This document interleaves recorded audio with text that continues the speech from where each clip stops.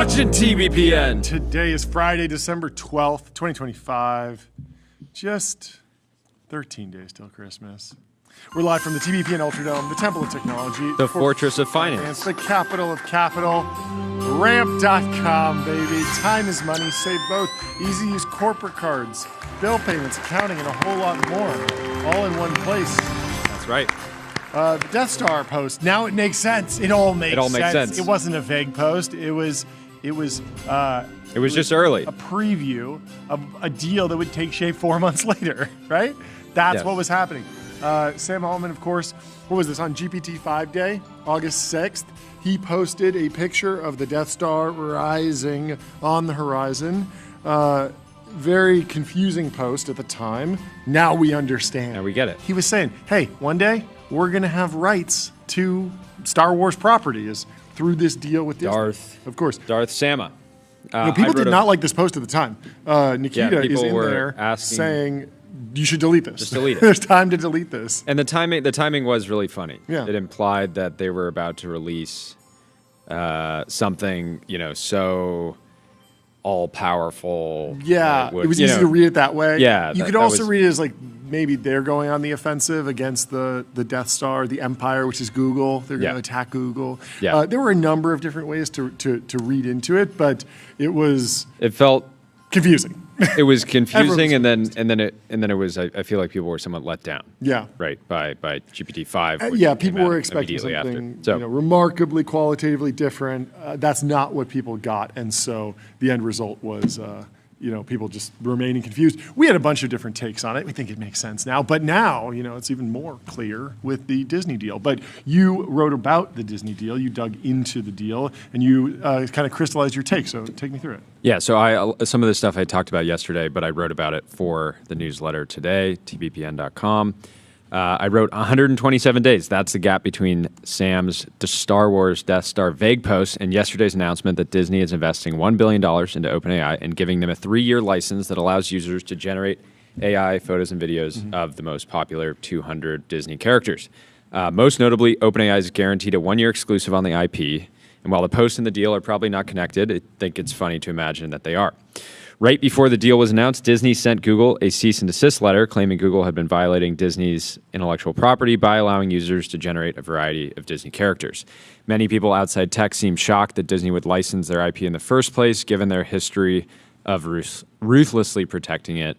There's a number of examples of Disney coming after kids' birthday parties, or at least that's how they positioned it. Of course, these are businesses that are effectively using Disney characters to monetize. I read your draft and I was like, wait, they sued a child for having a Disney-themed birthday party? There's two notable examples. Yeah, one is coming after basically a birthday party service. Company. Like a business that sells, and we will do your birthday party, and then they were selling, and it'll be princess themed. Well, so what they wouldn't directly call the characters that you could like rent the same names. It wasn't like Elsa. Okay, but it was clearly in the reviews. What Disney noted in the reviews, people would call the characters by the Disney name, and so that was one of their proof points. And then there was also a story of a father who wanted to do a Spider-Man tombstone for his very young son that passed, and I think it was it effectively got blocked. It wasn't necessarily directly by Disney, but anyways, Disney has long-standing policy of not letting other people. Such a PR nightmare. If your legal team comes to you and says we want to sue a dead person, it was just it wasn't a lawsuit, or maybe it was the tombstone company. They were just saying no, you can't make a Spider-Man tombstone. Sure. Anyways, many people outside of tech seem shocked that Disney would license their IP, but Bob Iger knows that AI-generated Disney will happen with or without the company's blessing, so partnering with OpenAI today while setting up negotiations with Google and other players makes a lot of sense. Again, I just expect this cease and desist is the start of a negotiation process in order to get the same type of IP and capability ultimately into Gemini. But in 2027, not and maybe not, right? One question I have is they have a 1-year exclusive. After that period, does Disney say, okay, you can keep having the exclusive, but you need to pay us $1 billion a year? And at least Google's at the table negotiating. Yeah. Is that what you mean? Yeah. Exactly. So the strategic significance of this deal for OpenAI has been broadly underappreciated, mainly because for a company that frequently talks in the trillions, Disney's investment a paltry $1 billion just isn't enough to turn heads. But the advantage this deal gives OpenAI from a product and distribution standpoint is extremely significant. Per the most recent reports, OpenAI has 20 to 30 million paid users out of a total of 900 million globally. Disney, on the other hand, had 140 million people visit Disney parks in the last year and 128 million paid subscribers to Disney Plus.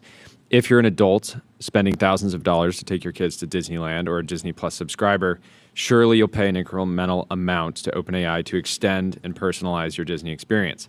As a parent, some of the most magical moments with AI that I've had are simply generate. I've talked about this before. I take a real photo of me and my son, and I turn it into dinosaur mode. Generic dinosaurs. Dinosaurs. Dino mode. It really brings us both a lot of joy. It's like these photos. It's his reaction to the picture that I'm getting joy from because he just like absolutely loves it. I had a similar experience where I would like take a picture of like we would create a scene of toys and then we'd say like make these Lego versions of this or something. But the models got so good at a certain point that I was just like, okay, like I made his toys look like toys and it just looks exactly like what I made. And I was like, I need to take a photo. I need like more creativity to come up with something remarkable. Yeah. So anyways, I think people. My household is not into the Disney world yet. I think my kids are just young. Yeah. But I can imagine how excited if you're a Frozen super fan, an Avengers super fan, being able to put yourself, your kids into their world, I think is going to be pretty exciting. So having a license to generate high-quality images and videos of 200 of these characters creates a temporary but very real differentiation for tons of current and future ChatGPT users. Creates a real catalyst to pay, right? Like my kids want more outputs. I'm assuming you'll get a handful for free and then you'll have to upgrade. And it creates, and it's just going to be super viral, right? These videos are going to be going into family group chats. They're going to be shared online. I think it's hard to imagine another Studio Ghibli moment in the way that happened, but you can imagine that this will be getting a lot of attention. Knowing Sam and Josh, they've likely negotiated to get Sora ChatGPT broad exposure across Disney properties, both online and offline. And we already know that select Sora videos will be featured in Disney Plus. I think they're going to be taking really making sure they're hand selecting those because I wonder what that means. I wonder if that means the Apple TV app or the Disney Plus app on the phone, because on an iPad, on a phone, it feels a little bit more natural, but. I mean, just in terms of the Star Wars property, like there are the original Star Wars films, and then there's Young Jedi Adventures, which is Star Wars for kids. There's even less violence; it's more G-rated than PG-13 rated. Even with Bluey, a very popular children's show on Disney Plus, there are full episodes that are like a full episode might be I want to say like 8 minutes long, but then there's mini-sodes that are even shorter. So like the short formification is happening within the Disney app already, but I think a lot of parents would have a sort of negative reaction to just a feed. Yeah, an endless scrolling feed of short form Sora content. That's going to be really tricky. It needs to be it needs a twist. It needs curation. They said that there's already going to be curation, but I wonder how that's going to roll out. Curation, but it could still very well be infinite. Yeah, it doesn't need to be infinite. Well, I just imagine it could be every week. Like you could have, like you could truly have like a monthly contest. Everyone prompts to create the most incredible Sora videos with Disney IP. And allow the most kids creative to bet on the winner. Yeah, they definitely have to gamble on it for sure. That's a done deal. But you could essentially have like a film festival that's running, and kids submit their generations, and then those get film highlighted. Festival of 7-second videos. I'm sure Hollywood will love that. Back in the Vine days, like the creative skill ceiling was incredible. Like people were doing remarkable things with that. With that technology, that short form video, they would loop and do all sorts of stuff. I still believe that there's some really interesting things that you can do with generative systems, with generative AI, and I imagine that we will see some cool stuff come out of the Disney partnership. But I don't know that I'd want a kid sitting there watching endless slop. Like that seems rough. Yeah. But I mean, at the same time, a lot of parents are like, the trough comes for that's everyone. great because there are parents out there who are like, no, I'm actually just in the market for something that will keep their attention today. Yeah. Right now, I want them to stop crying now. I need 5 minutes to do this thing. Or I just need a babysitter. Yep. Anyways, I finished it out by saying my long-held assumption is that over time, everyday consumers won't pay for LLMs. There will be great ad and commerce-supported LLMs that provide the monetization to serve great models. But OpenAI's challenge is that even with future Hall of Famers like Fiji Simo and Denise Dresser on board, Denise is, of course, the former CEO of Slack, who's now the CRO at OpenAI, they can't massively scale monetization of the free product overnight. They can't just say, hey, ChatGPT agent, create a massive ad platform. Don't make mistakes.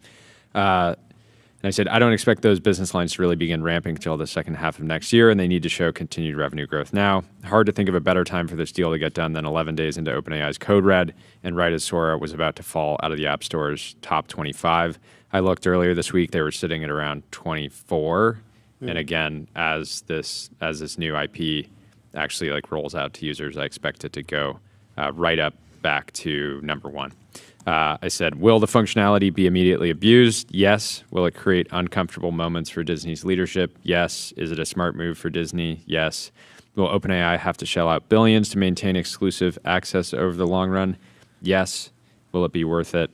I think quite first, possibly. I want to tell you about Julius AI, the AI data analyst that works for you. Join millions who use Julius to connect their data, ask questions, and get insights in seconds. Second, I want to debate you on this idea that it will be abused immediately. I think it's actually really, really hard to abuse these systems.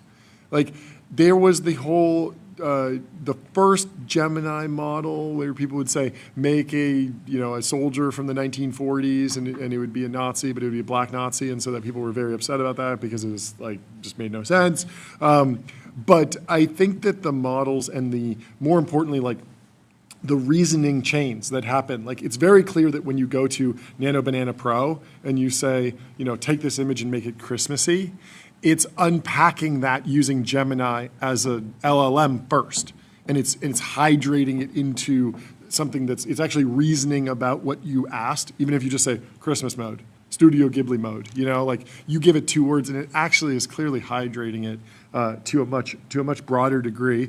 And I think that reasoning step happens before.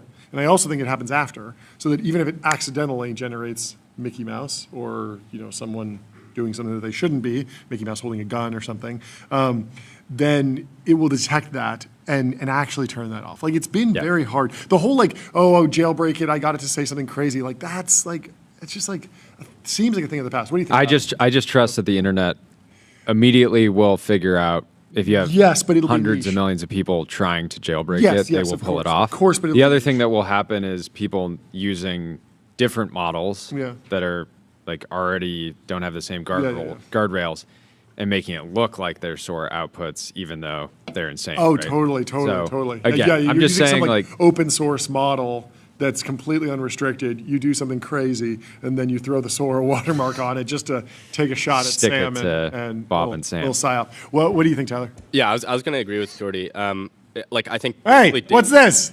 What's this?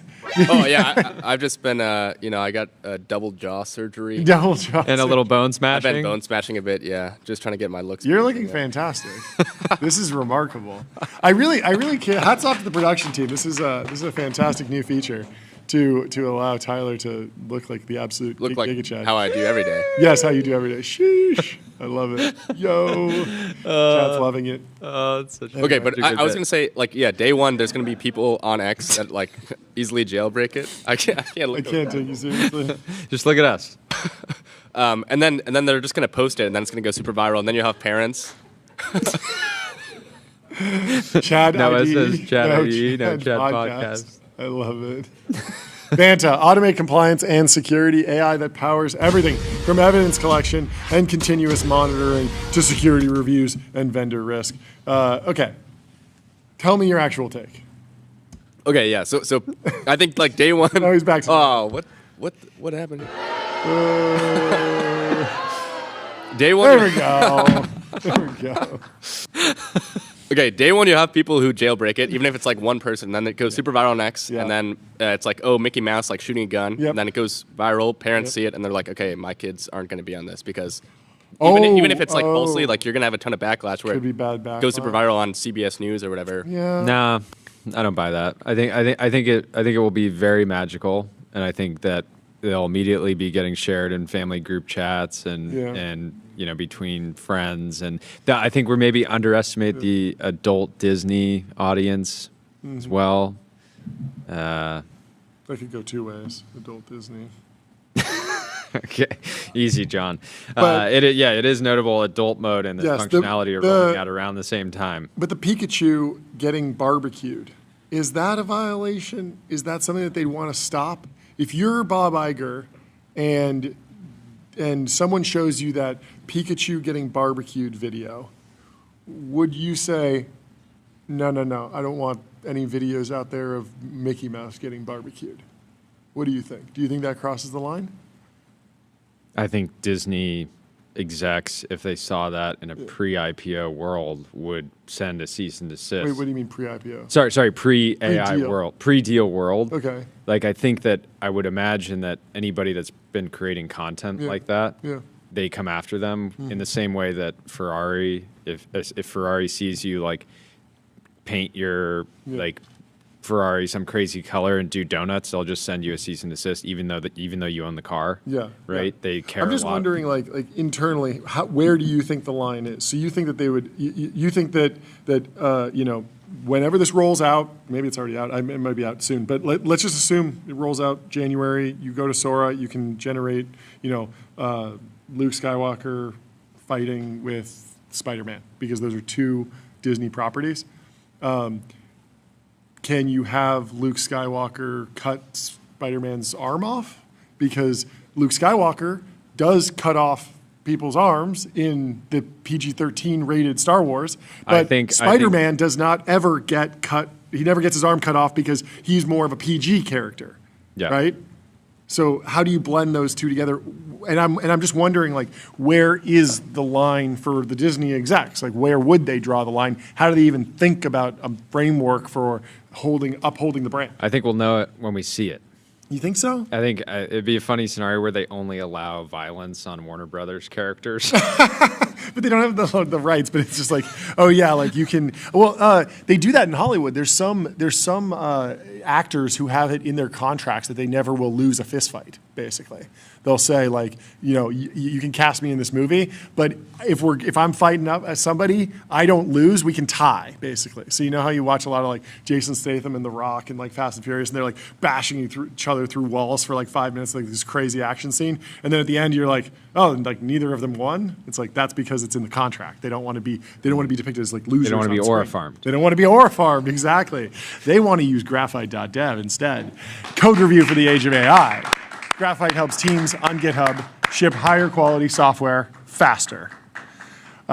Justine Moore has taken a victory lap. She's been on this case for a long time. She said, I got roasted by the anti-AI crowd for suggesting that IP holders might want their characters in Sora. They insisted that real entertainment companies would never willingly allow their characters to be used in AI slop. 2 months later, how the times have changed. Fantastic prediction, Justine. Great work. I completely agree with this take. I think it is interesting how there is just the reality that if you hold IP, you need to exist in the world. You need to exist a lot. You can't just stay on the shelf. You can't be the Humphrey Bogart. And yesterday when Dylan from Puck was here, he was mentioning a bunch of old Hollywood references, and I was laughing to myself because I know you have not seen Casablanca, and you have no idea what he means by get on the plane or Rosebud or any of these references. You're just like, yeah, totally, dude. Yeah. Give me another movie to watch this weekend. Because you tried to get me to got me to watch The Fugitive, and it was good, right? I delivered. Like, okay, movies might be underrated. Movies are underrated. You heard it here first. Movies underrated. Okay. At least in my household. Scroll down here because I wanted to show another post from Olivia Moore. who said, has anyone else noticed VO3 has no IP constraints? Prompt, Mickey Mouse welcoming you to Disney. Look at this, John. Sorry. Yes. I'm pulling up my movies list, which I will read to you in full. Anyway, so this was going on back June 16th. What's crazy is that this somehow looks, this looked so good at the time, and I was like, oh, it's over. It's so over. Like they can fully do it. And yet this now, looking back, this looks washed out. It doesn't have, it's like overly saturated or something. It looks like a green screen. Yeah, weirdly. It doesn't actually look that good to me anymore. And it's because the goalposts have moved, as they always do. Anyway, let me tell you about our daily newsletter, Tech Analysis and News Daily. Get our daily op-ed, top headlines, daily. And best posts from the timeline every day in your newsletter. It still cuts off. We're working on it. I'm just messing with the team here. Anyway, numeral.com. Compliance handled. Numeral worries about sales tax and VAT compliance so you can focus on growth. Numeral. Bill Peebles is fired up. Do you want to hear my full movie? Okay. This is the full list. You can pick, and Tyler, you can play along too. First up, The Godfather. Have you seen it? No. Wow. No. Okay. Taxi Driver. Never heard of it. Star Wars. You've seen Star Wars. Seen at least a couple.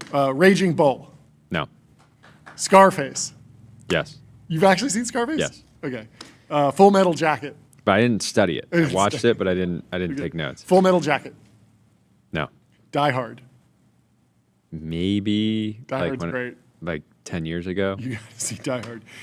Goodfellas. No. You got to watch Goodfellas. This is so good. Reservoir Dogs. Maybe. Falling Down. Never heard of it. Falling Down's a good one. Pulp Fiction. Seen it. Okay. Heat.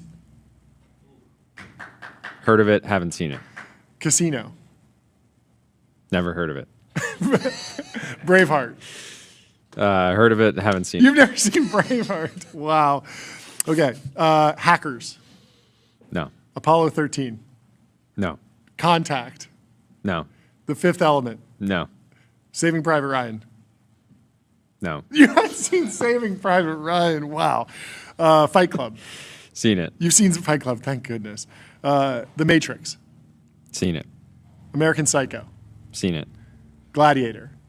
No. See, now we're in the 2000s, so we're more likely. But the fact that you haven't seen Gladiator, I mean, that's a fantastic film. You got to watch Gladiator. Lord of the Rings. At least one. What do you mean, at least one? You mean at least once? You've watched the full trilogy at least once? No, I'm saying I don't think I've watched the full trilogy. You just watched a random movie in the trilogy? Probably the first one. The first one, it's Act 1. You didn't finish the Lord of the Rings. It's the 3-act structure. You can't just watch one and call it. I guess I can. It's ridiculous. Minority Report. No. 300. No. You didn't see 300? That's crazy. Troy. The Departed. The Prestige. You're just. I'm not making things up. No Country for Old Men.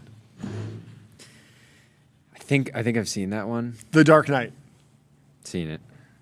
Iron Man. See, now this is. Now we're getting into good ones. We've passed, the old passed the ones, joke the that old I've ones. only seen 3 now. I think Yeah, I've seen a handful. But a few handfuls. Sicario. Have you seen Sicario? No, but I like that's a good one. I like the. You got to watch Sicario. I like I know the memes from it. Yeah. We gotta run through the rest. The chat's getting angry. There's so many good ones here. Iron Man, Gran Torino, Inception, The Social Network, Tron Legacy, The Town, Drive, Enemy, Wolf of Wall Street, American Sniper, Edge of Tomorrow, John Wick, Interstellar, Nightcrawler, Mad Max Fury Road, Ex Machina, The Martian, Sicario, The Revenant, Dunkirk, Blade Runner 2049, Ready Player One, Ad Astra, Joker, Tenet, Dune. I have seen John Wick. I have seen John Wick. Funny story. I was on a flight back from London. Yeah. And it was like effectively 3 a.m. The whole plane's dark. Yeah. And Keanu Reeves just walks by my seat. Wait, in the actual plane? Yes. That's wild. Just walks by, and it was like. Wait, and you were watching John Wick on the No, screen? I wasn't. Oh, okay. Yeah. But he felt like walks by, and imagine seeing like Keanu, like you're on an overnight flight. It's dark in the plane, and he just like walks by. I think he was using the restroom, and I ended up watching it after that. Yeah. To be fully immersed. Okay. Anyways, I think Sicario would be the pick. If you have one movie to watch tonight, I would say Sicario. Okay. It's a great one. I know that you're gonna like it in the same way that you liked The Fugitive with Harrison Ford. Great. Figma. Bill. Think bigger, build faster. Figma helps design and development teams build great products together. Bill Peebles says Sora meets Disney is going to be pure magic. Dream come true to be working with them. Let's give it up for Bill Peebles. Yeah, seriously, what a great partnership for him. Especially because, there's a lot of people that have been like pointing to like Sora falling out of the App Store charts, like Sora's not doing that well, and it's like, that might be true, but Sora is still the #1 generative AI video app, right? It's kind of like winning by default. So it's not like you should cut your losses. It's not like you've been beaten. Like, it's clearly still a category that you want to go after. And so why not go get a big partnership? Why not keep iterating to get to breakout success, to get to product market fit? The model's going to get better. The research team's working on that. And now you have more IP, and then the actual implementation of the app is going to get better. So congrats to Bill Peebles on the partnership. Job's not finished. Yeah, it's already, it's back up to 15 already, probably just based on the news, even though I don't know that all this functionality is actually available yet. Yeah. More importantly, Hero 1000 Presents says 5.2. How about 5.2 cold ones with the boys? It's a beautiful Thursday night, folks. It's hilarious. This latest model is state-of-the-art on Beer Bench, which is if I crack it open, it makes a fizzy sound, and I go, hell yeah. Very good. Tyler Cowan says, Chat GPT 5.2 also knows exactly which are the best Paul McCartney songs, and it can write a poem in Spanish as good as the median Pablo Neruda poem. Tyler Cowan loves the GPT models. He's obsessed. He's the most obsessed, and yet I've never seen somebody make the claim that he was one shot. That's true. That's true. Which is pretty.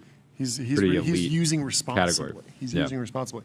I haven't really had a chance to play too much with the new model. Is it already rolling out? Yeah, I am on 5.2 already.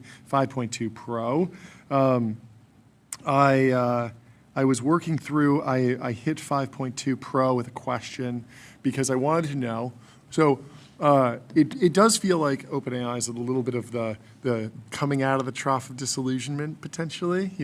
The vibes have been really bad with the 1.4 trillion, but the global economy has not collapsed. And the market is rallying, and there were, in fact, not an Enron scenario. None of the big tech companies blew up. Like, we've moved on. Now, maybe it happens, but in general, it seems like, expectations have sort of reset, and now we're going into 2026. It's kind of a new game, but, OpenAI still has a really dominant consumer business, and what looks like it's shaping up to be an oligopoly in the enterprise side or the B2B side. And so nothing is a 5-alarm fire. They're in the code red, but it feels like they will emerge stronger from it. The big question is, how will Sam Altman be perceived? Will he be one of the greatest founders of all time, founder CEOs? And I was trying to benchmark him. Let's say that he lands the plane, gets out of the code red, Baja blasts his way into the public markets, and he winds up being this founder CEO of a multi-trillion-dollar consumer tech company. He's in the Mag 7. It's the Mag 8. How will he be remembered? And I was thinking about how unique his ownership structure would be, because for most founder CEOs, if they get the company out into the public markets at $1 trillion or something like that, they typically own a ton. Steve Jobs is notably, at various times, not a major shareholder. At one point, he owned 5.5 million shares out of almost 1 billion shares. So he had 0.5% or 0.6% in 2011. That's reported here.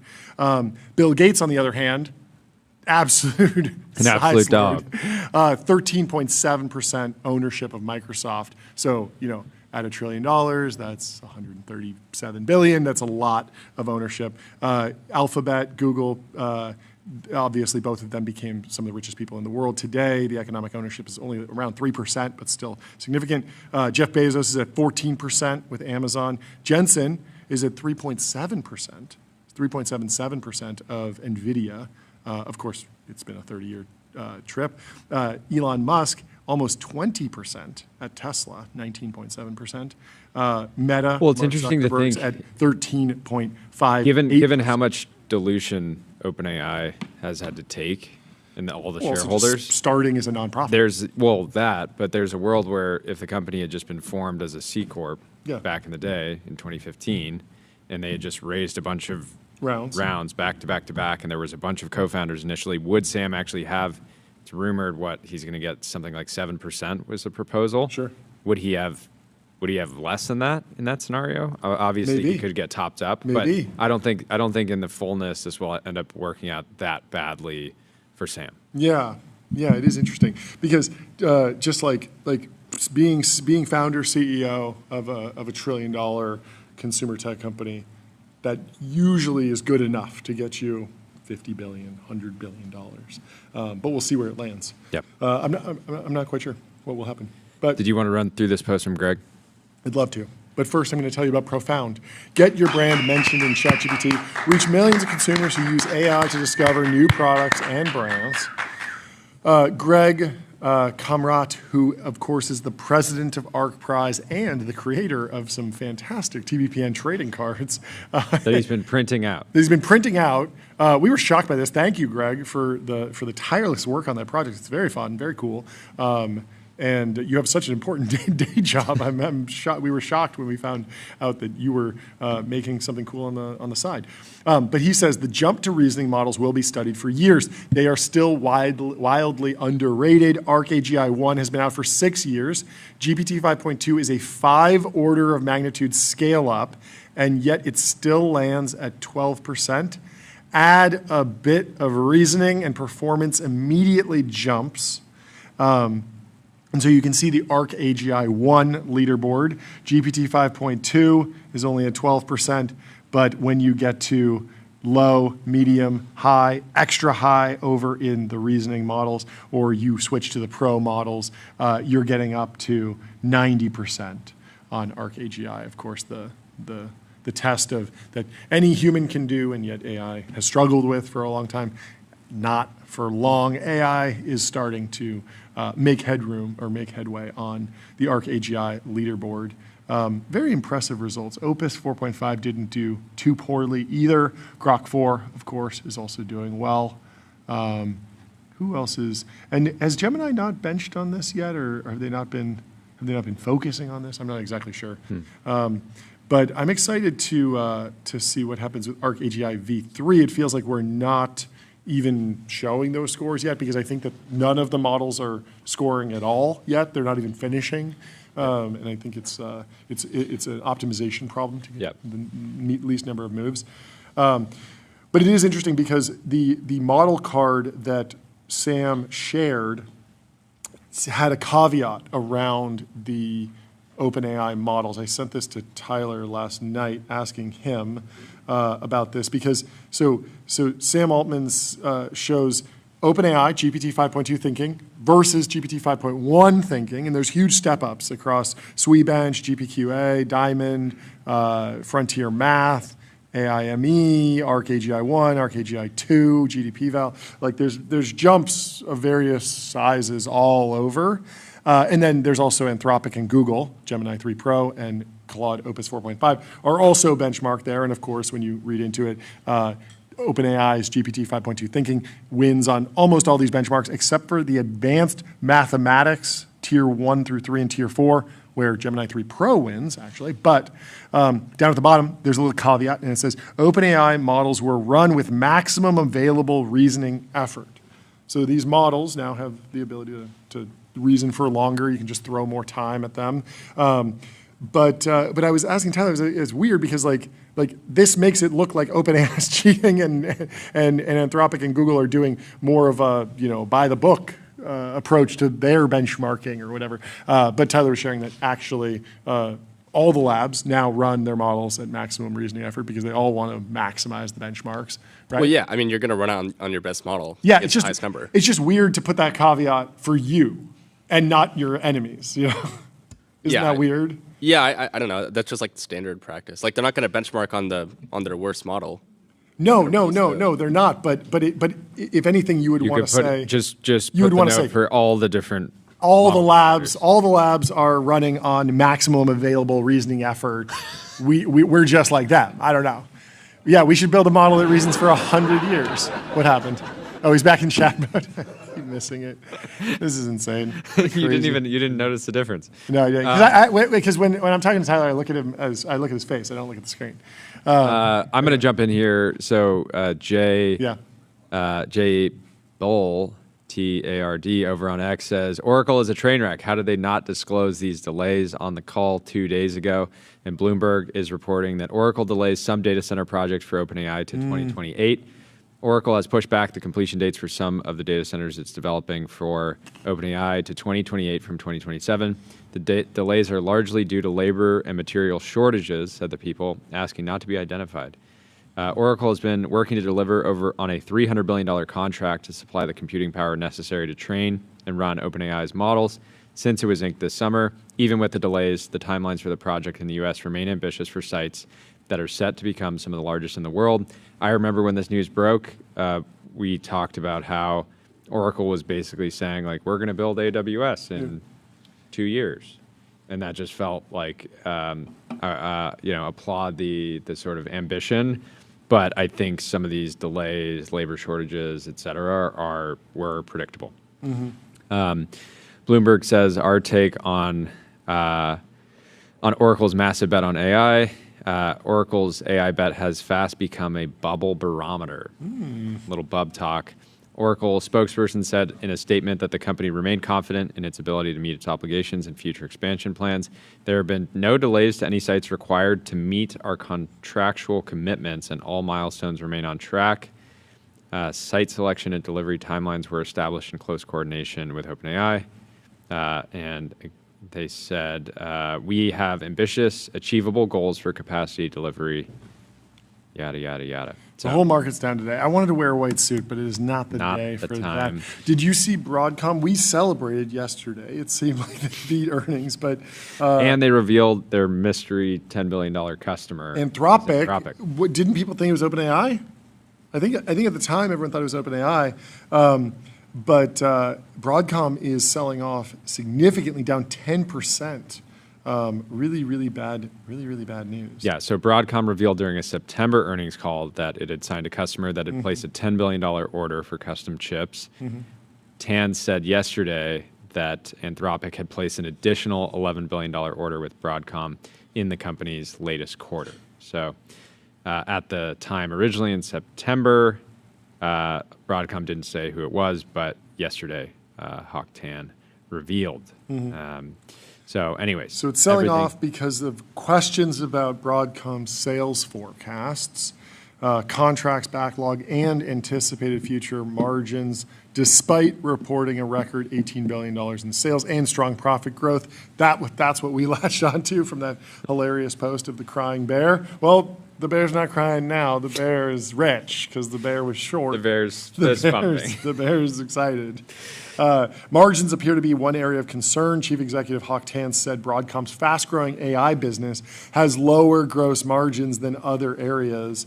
Its forecast for non-AI revenue in the first quarter was flat. So the revenue mix is changing, the margin mix is changing, and so some analysts cast the stock move as an overreaction and noted it came after a 75% run-up this year so far. We can expect it to recover, wrote a team from Citi Research that reiterated its buy rating on the stock, saying that upside from the AI business will continue to push up earnings estimates. I wonder why the AI business is so much lower margin. Like we've seen, like over the past few years, NVIDIA has actually expanded margins and grown their gross margins significantly during the AI boom. Broadcom doesn't seem to have the same leverage as NVIDIA, and so they've been struggling, unfortunately. Meanwhile, Apollo, according to Compound 248, casually predicting zero returns for the S&P 500 over the coming decade. They put this out yesterday. A note on expected returns in public equities over the coming years. The historical relationship between the S&P 500 forward PE ratio and the subsequent 10-year annualized returns show that investors should expect to get zero return in the S&P 500 over the coming decade. They have a chart below. They're like, hey, can we interest you in some private credit opportunities? Or the other option. What's the other thing you want to invest in when the stock market isn't looking so good? Puts? Land. And we have Mike Swan on the show. Landmaxxing. The owner of Swan Land Company. We saw him advertising some land in the Wall Street Journal. We said, we got to get him on the show, and we did. So we're very excited to talk to him in 15 minutes. All about land and his business. I've talked about this. Land, I think, is the most criminally underrated asset by new generation of investors. Nobody wants to make steady returns. Landmaxxing. They want to hit the 1000x. Exactly. Meme coin. Yeah. They want to hit the 1% poly market, whatever it is. Well, let me tell you about ADIO, the AI native CRM. ADIO builds, scales, and grows your company to the next level. The timeline has been in turmoil over Klein. And some posts are getting deleted, so I don't even know if we're going to be able to pull these up. But here's what happened. Yeah, break it down. Somebody at Klein commented on a picture from a hackathon. Yes. And said, imagine the smell. Yes. People thought he was making, they thought it was like a racist comment. Yes. People started piling on. Yes. The CEO initially defended him and said, I know I can vouch for this guy. Yeah. He's fine. People kept piling on. The CEO ended up turning around and said, actually, we've let this guy go. Yeah. And then now the CEO is getting even more hate on from letting the guy go. And then now he's deleting the post. And so maybe the guy, maybe he ends up rehiring. Feels like damage is pretty done at this point. I'd imagine this engineer that was formerly at Klein finds a new it'd be hard to imagine him saying, like, going back and saying, like, oh, I'm actually going to rejoin the team that just. I have a brief screenshot saved, a little bit. I think I can read it, some of it. This is the CEO of Klein. It says, a few days ago, a tweet from our head of AI offended a lot of people, and it definitely offended a lot of people. There's an article in the Hindustan Times in India. Like, this is like newsworthy in India. While I don't believe his original tweet was intended to be offensive, his response refusing to apologize does not reflect my position or Klein's. We recognize this caused real pain and that deserves blah, blah, blah. And so the rest is cut off. Lulu says this stinks. She's not a fan of it. Yeah, she says calms mistakes. Everyone makes them. Sometimes things fall flat. It's happened to me, and it also happens to people much smarter. Yeah. But betraying people or principles is in a different category. It's more preventable and less excusable. Cowardice doesn't happen by accident. In the case of Smellgate, it could be argued that Posh made the first kind of mistake, overlooking how the joke could be interpreted, but then the CEO inarguably made the second kind of mistake, and that one, to me, is much worse. Nat Eliason posted, friend of the show, I'm not sure if he's in the chat today, said, considering the unanimous reaction to the CEO's post saying that he will that they let go of the engineer, Nat says, will he fire himself now? Only seems fair. So I don't know. I don't know if it'll get that far, but certainly. It's just the entire company gets fired. Fireception. Just everyone gets fired? No. The funny thing is that the only reason I know about this joke is from a bunch of Indian friends who seem to have been making it on anonymous accounts years ago in some sort of funny attempt to reclaim the formerly racist joke, but. Lulu says, when you cave to the mob instead of standing by your employee, and now people are more mad at you than before. And she quotes Your worst sin is that you have destroyed and betrayed yourself for nothing. Yeah, it's really odd because it feels like, although it was going viral, like this just feels like something that would have blown over. At least like take a breather, take a week or two, just like, take some time off to think about the action. It feels very reactive to do it like within a 24-hour news cycle, which like can just amp up so quickly and then fall out. Okay, I guess the Hindustan Times is not very serious. It's the Gawker of India, apparently. So don't worry about that. I guess I'm wrong on that. Thanks for fact checking me, Suraj. Frank says is responding. Trump in an interview yesterday said that he would consider eliminating taxes on gambling winnings. This is so crazy. Frank says prediction markets be like, never mind, it is gambling. It is gambling because they always use trade. They always use like it's not bet. You trade on future trade on sports, trading on this. Like wait, actually. And it is interesting to think about, creating tax incentives for gambling. Taxes on tips? I remember that was like a thing during the election. Or did that ever go through? Because I remember we were joking. We're like, oh, we're going to tip everyone here. I think everyone made that joke at some point. Apparently, it is a glorified tabloid. So don't if you're an American CEO and the Hindustan Times is putting you in the truth zone, let it be known that maybe take it with a grain of salt. Anyway, this just feels like a whole series of people. It's like Trump likes being edgy and funny, making jokes, and he says, I'd consider it, and then Watcher Guru takes it and turns it into a viral thing, and then somebody dunks on it, and they get viral points, and it all feels deeply unserious and not really like it's going to reshape the market anytime soon. But it certainly is a funny headline.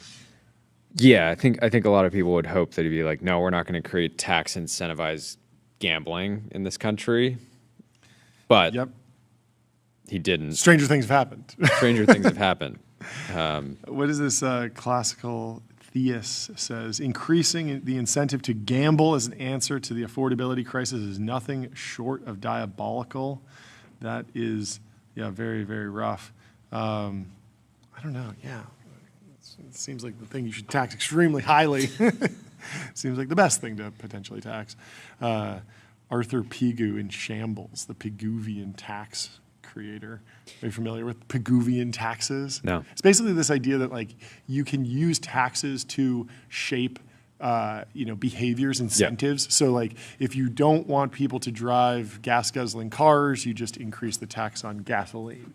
Instead of trying to make something illegal or promote something or incentivize something, you just shift the tax to be tax on tobacco. People will smoke less, in theory. Of course, cigarettes, they're addictive. I mean, California's done this so aggressively with gasoline in the state. And arguably it's worked. I mean, there's a ton of electric cars in California. Like there really are less gas guzzling cars. So if that was the goal, mission accomplished, right? It kind of worked. Yep. What do you think about Pigouvian taxes? I was going to say, isn't that like the idea behind the land value tax? Yes, a little bit. It's not quite the same. Land value tax is more...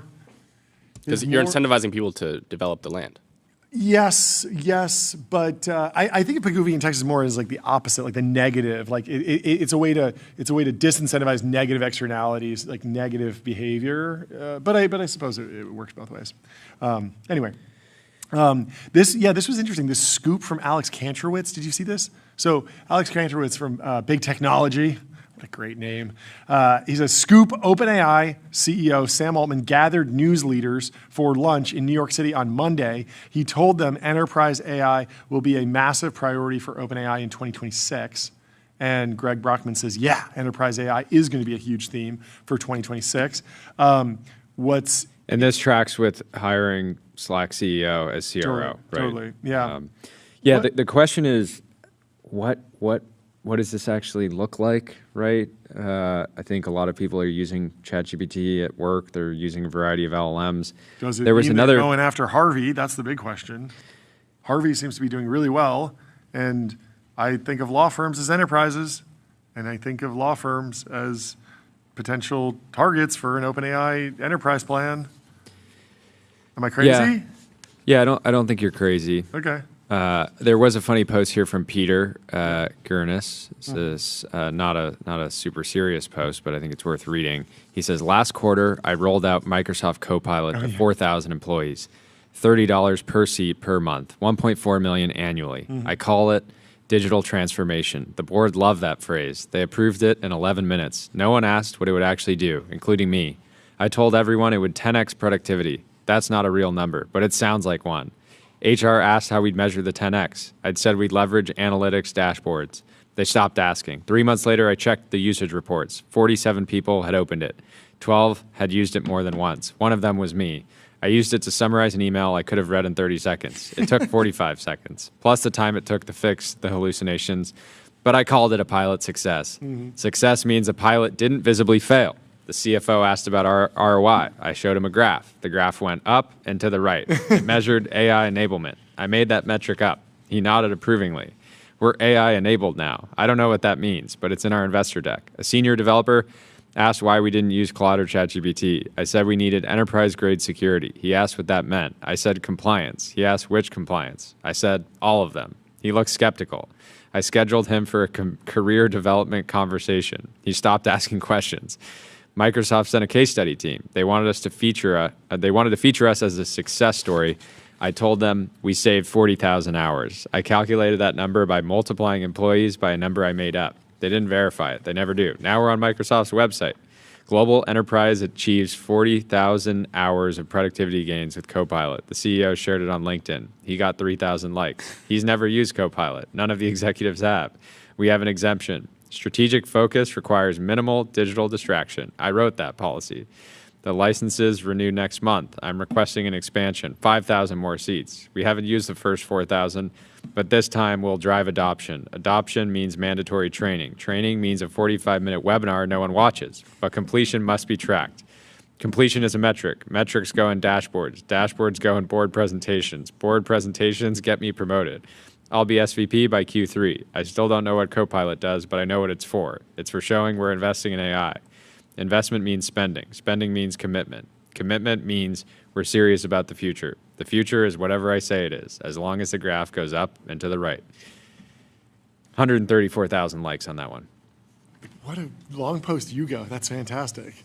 I was thinking about the fact that we now have a data point for agent force revenue, and we also have a data point. Okay, you have to take that with a grain. You have to take that with a grain of salt because Salesforce are the greatest to ever do enterprise sales, and we do know that they're selling Agentforce as like an add-on. Oh, yeah, that's where I'm going with this, baby. Okay. But first, I'm going to tell you about Restream. One live stream, 30+ destinations. If you want a multi-stream, go to Restream.com. Baby. Okay, so my point was you can actually get to $1 per token because we've also seen that leak of how many tokens they're generating, remember? And everyone was like, oh, Benioff's like not generating that many tokens. And so you can see that he's probably making the most dollar per token of anyone in the industry because you can look at other companies and see how many tokens they're generating, their rough revenues, and we can work through all the math. Tyler, have we done this with Anthropic or OpenAI? Because we were looking at like rough revenue token, how much they've done it. Yeah, I think I tried doing this at some point. It's just so hard because they don't like break it up in a nice way. Like I think at some point Demis said they're doing like over $250 billion a month. Sure. But then what is the revenue? We don't know. But we don't know for and then Gemini. For OpenAI, like I think we knew their API token count. Yeah. And then the revenue was leaked, but it was overall revenue wasn't broken up. Yeah. So you can maybe estimate it based off subscription percentage. Still, I feel like we gotta put together the Agentforce numbers to figure out. But Agentforce must be because I think the leaked number was like 3 trillion or something. It was like a very low amount. And they're making like $500 million. Yeah. So they're printing. And that must be like 99.999% margin too, right? Like how much does it cost to generate 1 trillion tokens? Like $10 or something? I don't know. Well, yeah, Maybe I think we also $10,000? calculated this too because we wanted to get on the OpenAI Yeah. club. So if you do the batch tokens and like the 4.0 model, it's like $20. Can you imagine? Benioff just sitting there like, yeah, COGS $10. I made $500 million. No, I don't know. Tokens are the new page views, the new eyeballs. But we should actually get both of those numbers in a spreadsheet and see if there's any other numbers we can pull through, because I would love to see them. In the meantime, let me tell you about Gemini 3 Pro, Google's most intelligent model yet, state-of-the-art reasoning, next-level vibe coding, and deep multimodal understanding. What are you laughing at? A post went very viral a couple days ago. Someone saying, come on now, because Tubi has a movie out called The Grinch That Stole Bitches. Okay. And Tubi responded. And responded. "'Tis the season."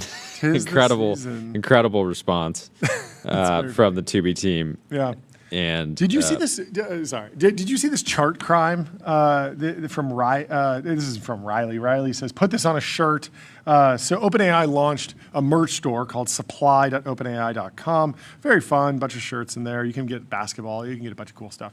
But then Riley's sort of dunking and saying, like, put this on a shirt. It's like how crazy the financials are over at OpenAI. And I get it. Like a merch store, probably not the biggest priority while you're in code red on your core product. Like that's a legit concern. But the Financial Times, like what are we doing with this chart? This is a crazy, crazy chart. So first off, this says OpenAI's estimated balance sheet, but then it has revenue on here.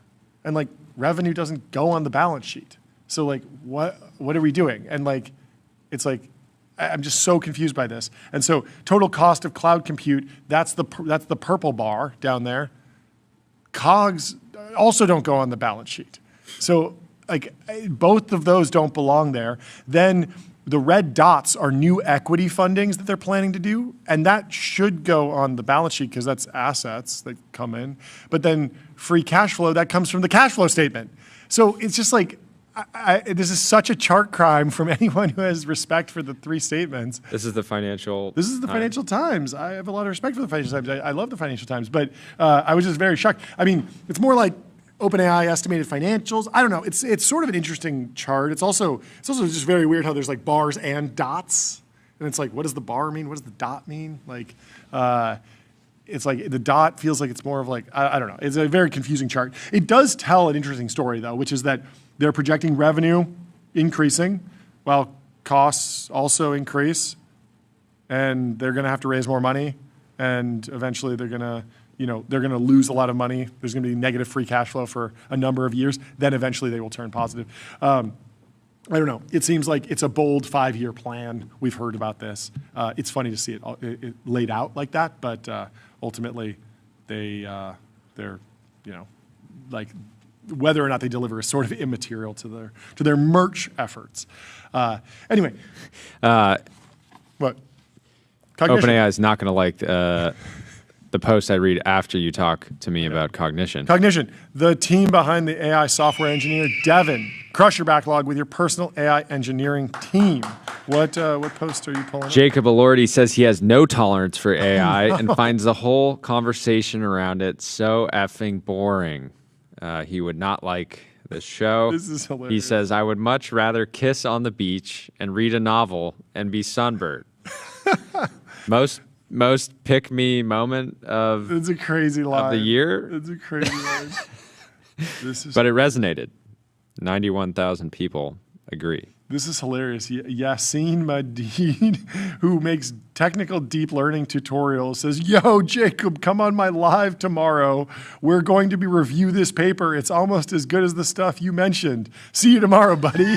And it's the surprising effect of negative reinforcement in LLM reasoning. That's a very, very funny post. Okay, one more post before we start landmaxing. Suck says, God blessed us again. Shocker, 1,000-year American empire. And open source intel is reporting a major deposit of rare earth and critical minerals has been uncovered in Utah, which the Wall Street Journal calls the most significant critical mineral reserve in the U.S. Okay. We did it again. We did it again. If you're a nation without, a lot of critical minerals, it's probably a skill issue. This is actually a good transition to our next guest, Mike Swan.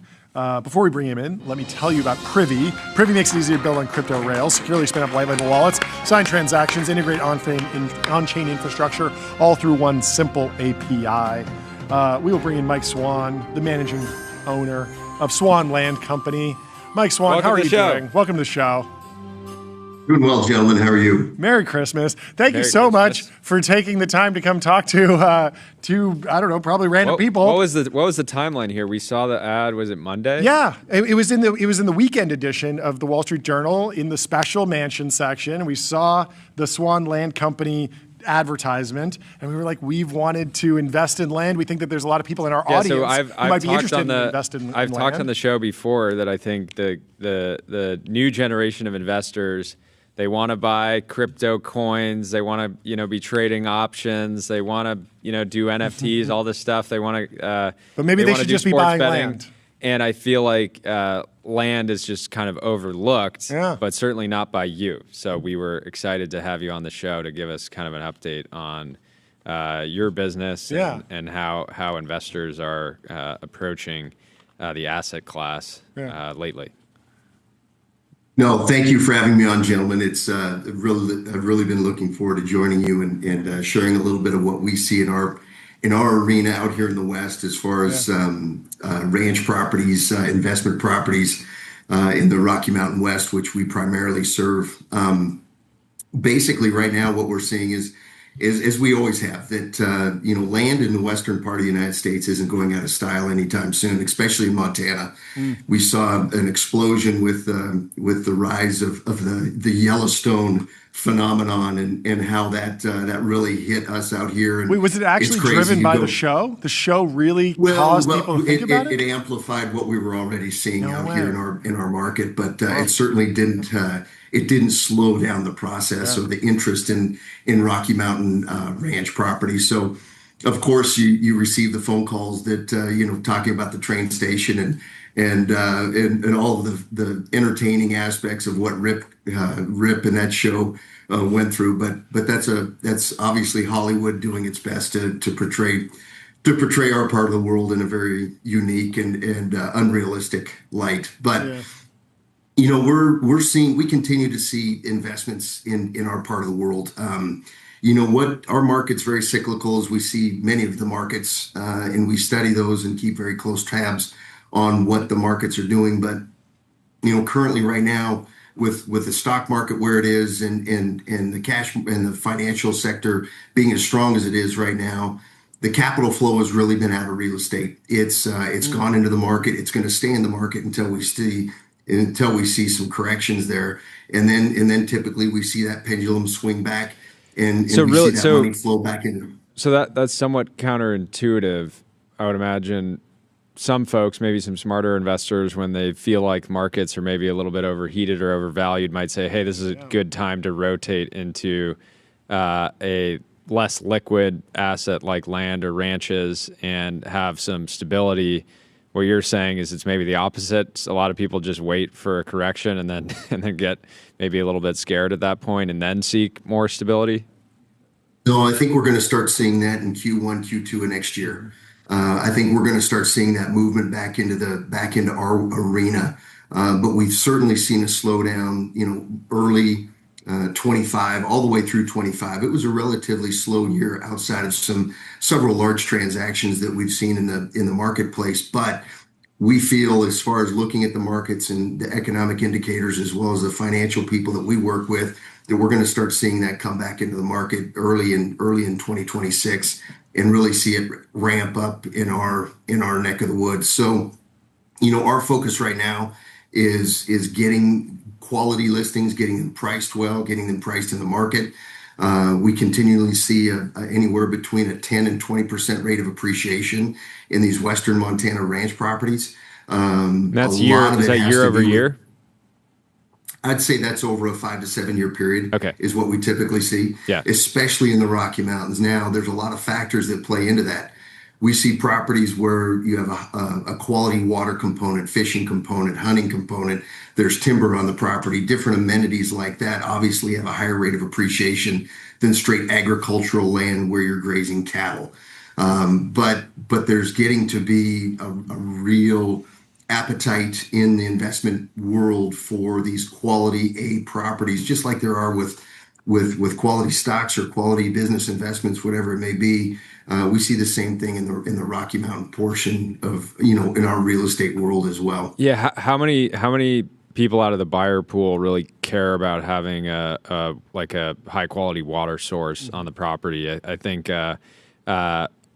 our audience primarily works in and around tech. Every once in a while, a headline will pop up of some tech founder, buying a doomsday ranch. I think a lot of people like the idea of having a place with a dedicated water source that, if stuff hits the fan, they can escape there. But what percentage of the buyer pool really actually cares about making sure there's, a lake or a river or some type of natural spring? I'm assuming a lot of these properties you can just drill down and access well water. But how does that all work? A lot of it, Jordy, deals with the fishing aspect of it. The blue ribbon trout fishing in western Montana is some of the best in the world. So primarily it's more of a recreational driven component of these properties than it is necessarily an end of times or a doomsday aspect to the property. So the fishing, we always refer to quality fishing water on these properties as really the golden thread on ranch real estate and recreational real estate in the Rocky Mountains, in that we typically see these properties appreciate at a much higher rate, and B, they never go out of style, and there's a finite amount of those properties that are on legitimate fishing water available in the Rocky Mountains. So when they do come available, they're typically in very high demand.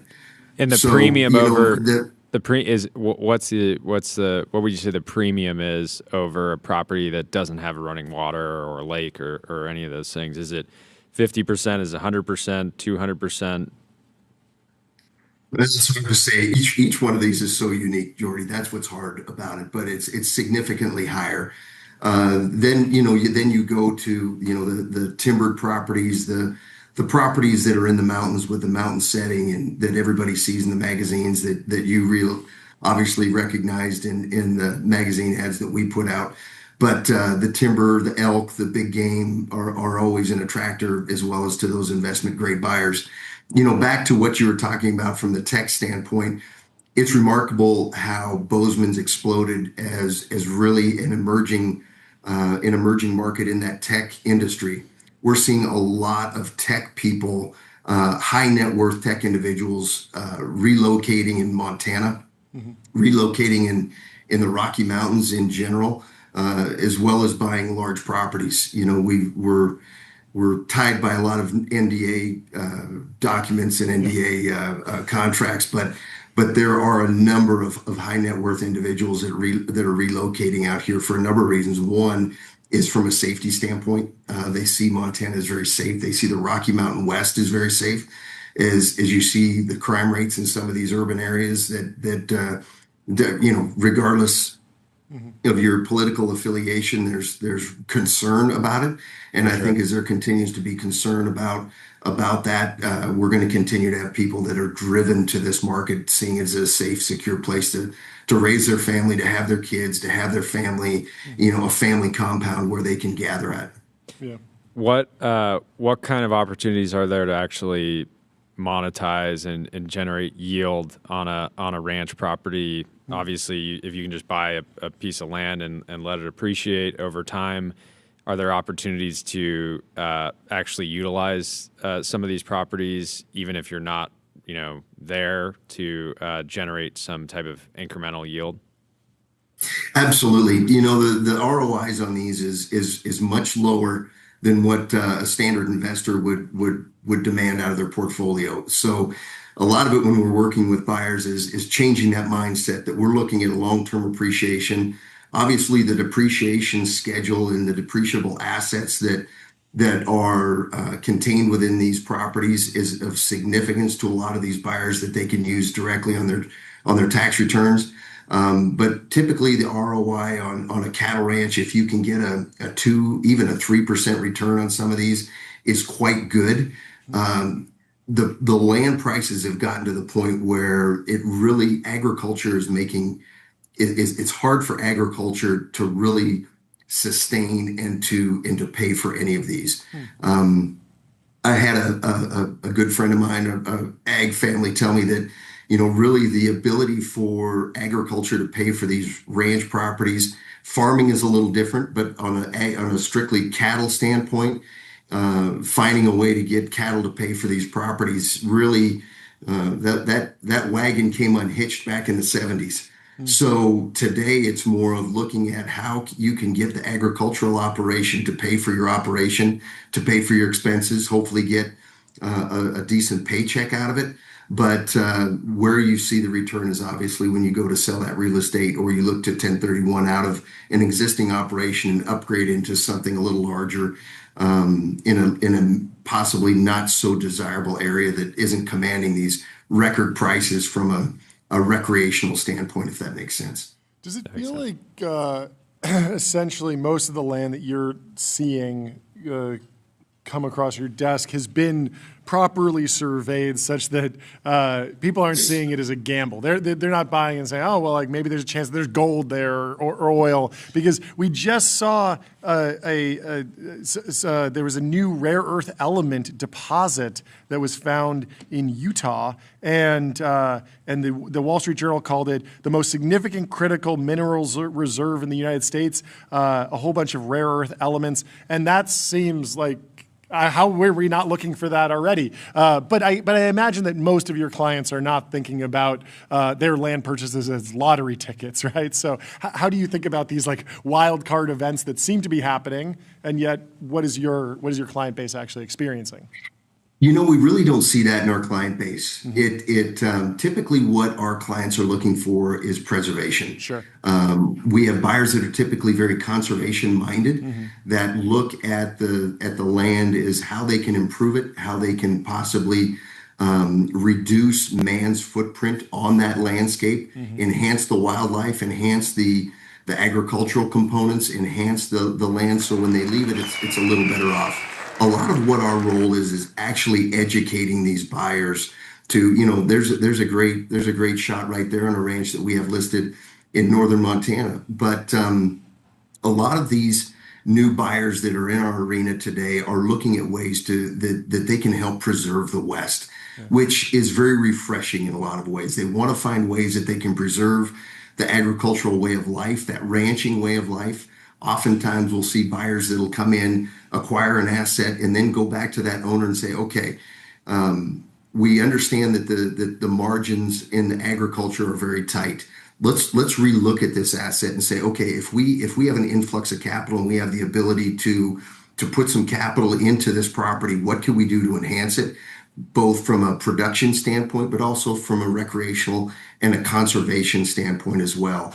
Looking at it through a little different set of glasses and possibly what that operator's been looking at it in the past, and finding ways that they can better preserve the ground, preserve that landscape, preserve that Montana and that Western way of life, and not just come in and look at mining it, developing it, carving it up, putting small ranchettes on it or whatnot.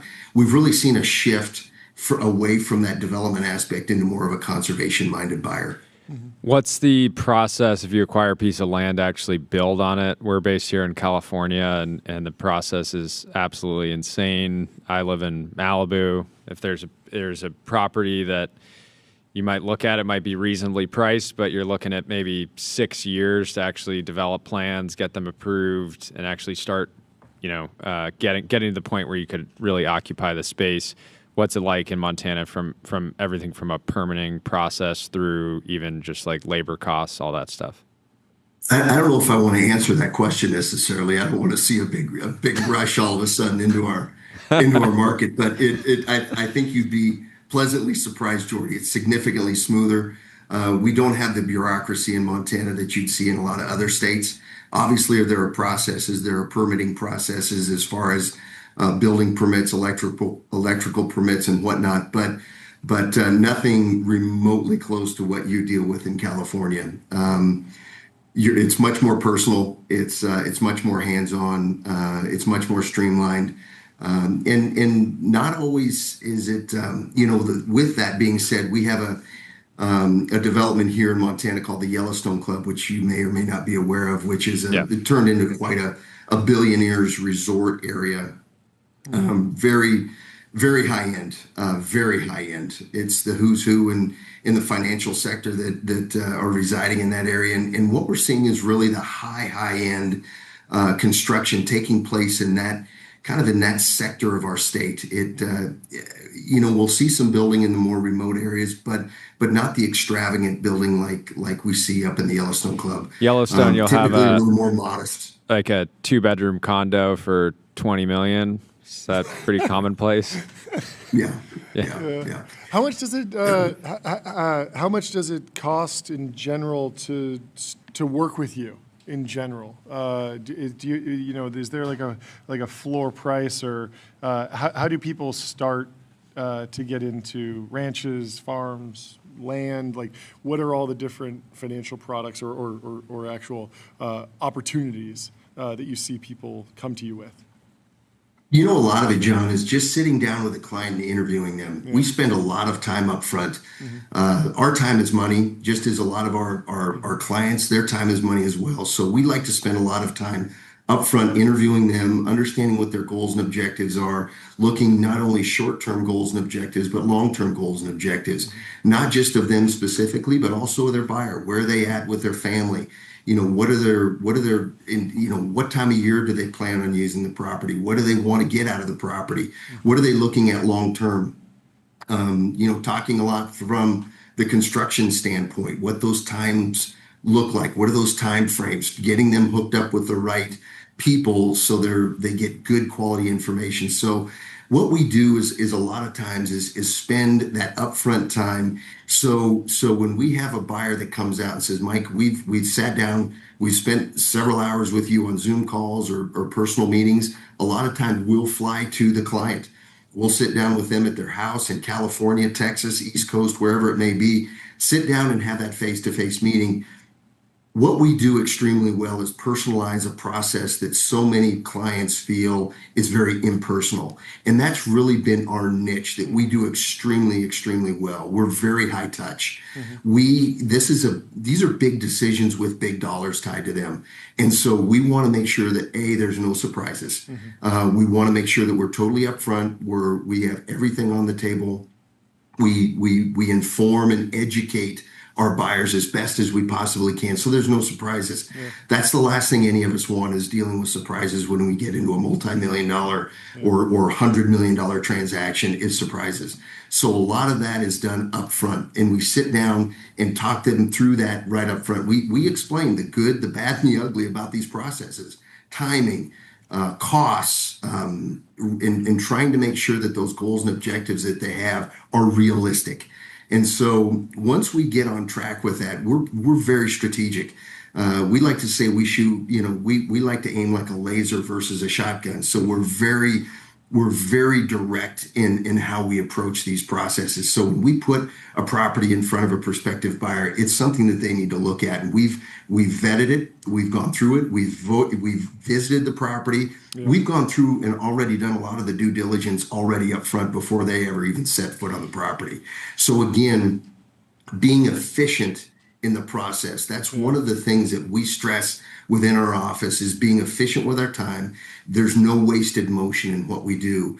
And we convey that to our buyer, and we convey that even to our sellers, that everything we do has a purpose. We have very strict, very, very systematic protocols in everything we do. And I got to be honest with you, gentlemen, what we do, we're not building rocket ships here. Real estate is personal, and it's being able to execute at a very high level. And that's one of the things that we do, and we feel we do exceptionally well. We've transacted more $100 million plus ranch properties in the Rocky Mountain West. What's the total volume that you guys have done, if you're able to share? Oh boy, I couldn't even tell you, Jordy, right now. But it's in the billions. Absolutely, yeah, absolutely. Hit the gong for Mike. We got a gong here.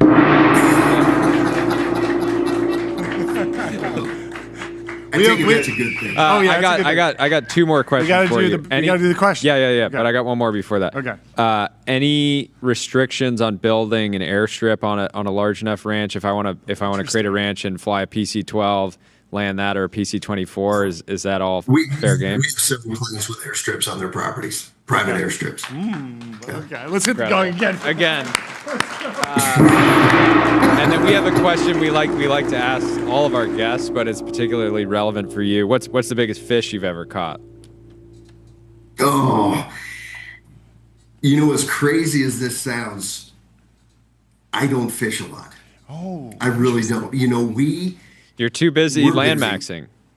We're busy, and when I'm not at the office, we have a small farm that my family and I have that's kind of my therapy. I get my hands in the dirt, and it's where I work.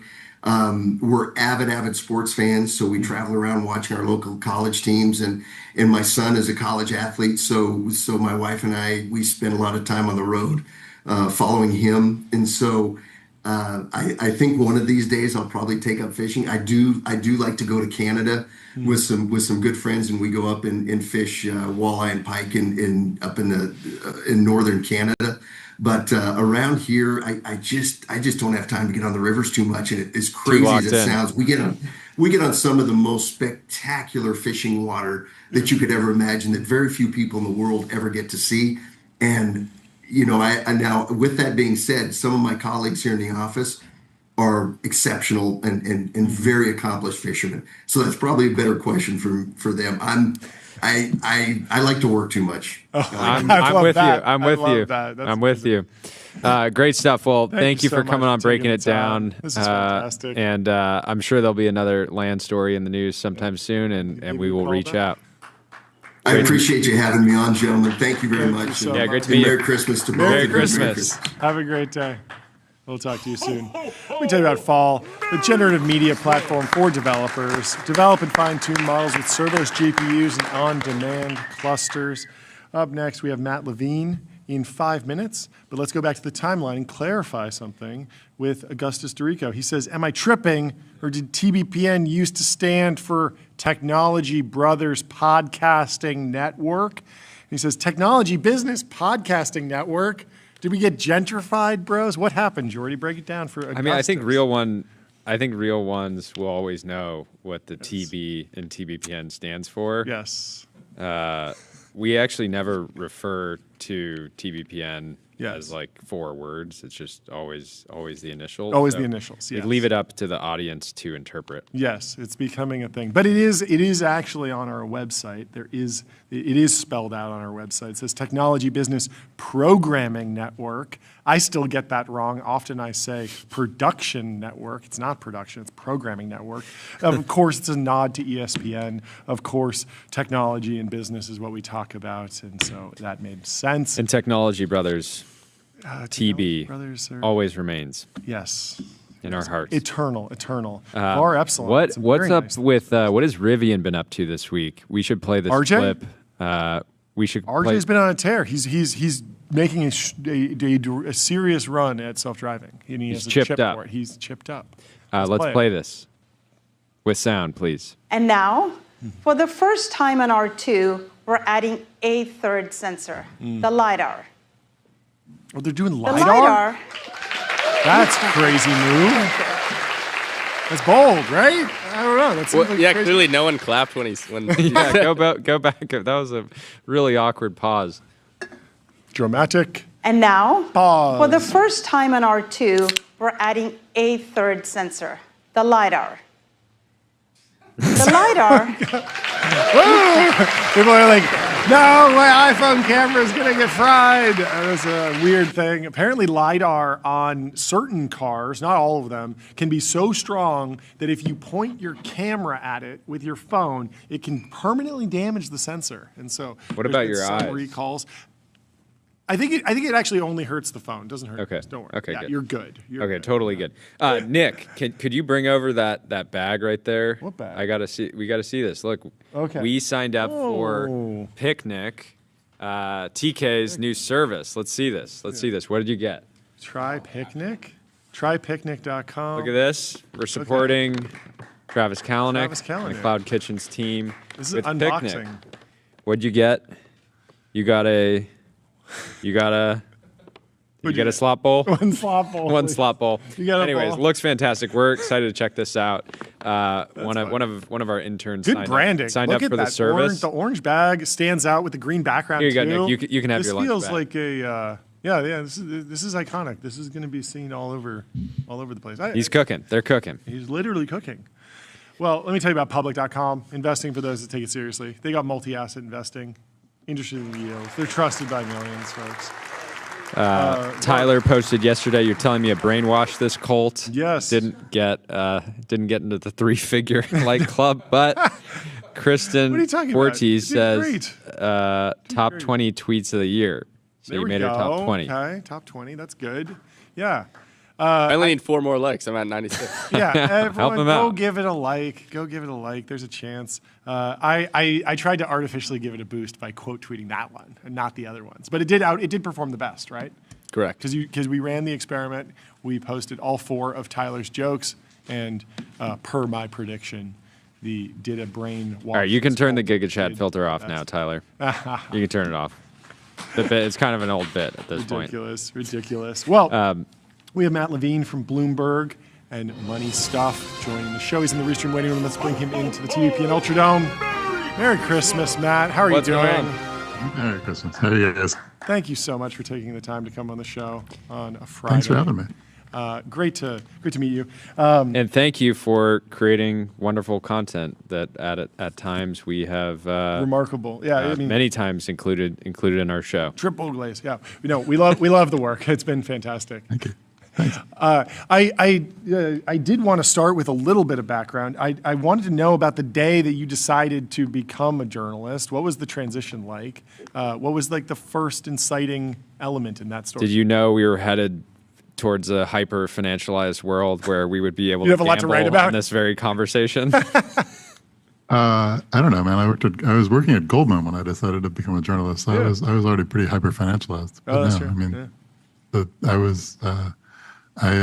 the day I decided, I went to my boss and I was like, I'm quitting to go to Dealbreaker, which is like a financial gossip blog, and he was like, that's fine. You can stay for another 2 weeks and finish up your work. And then he was like, wait, did you say Dealbook? And I said, no, Dealbreaker. And he's like, okay, no, you have to leave the book. Yeah, we really.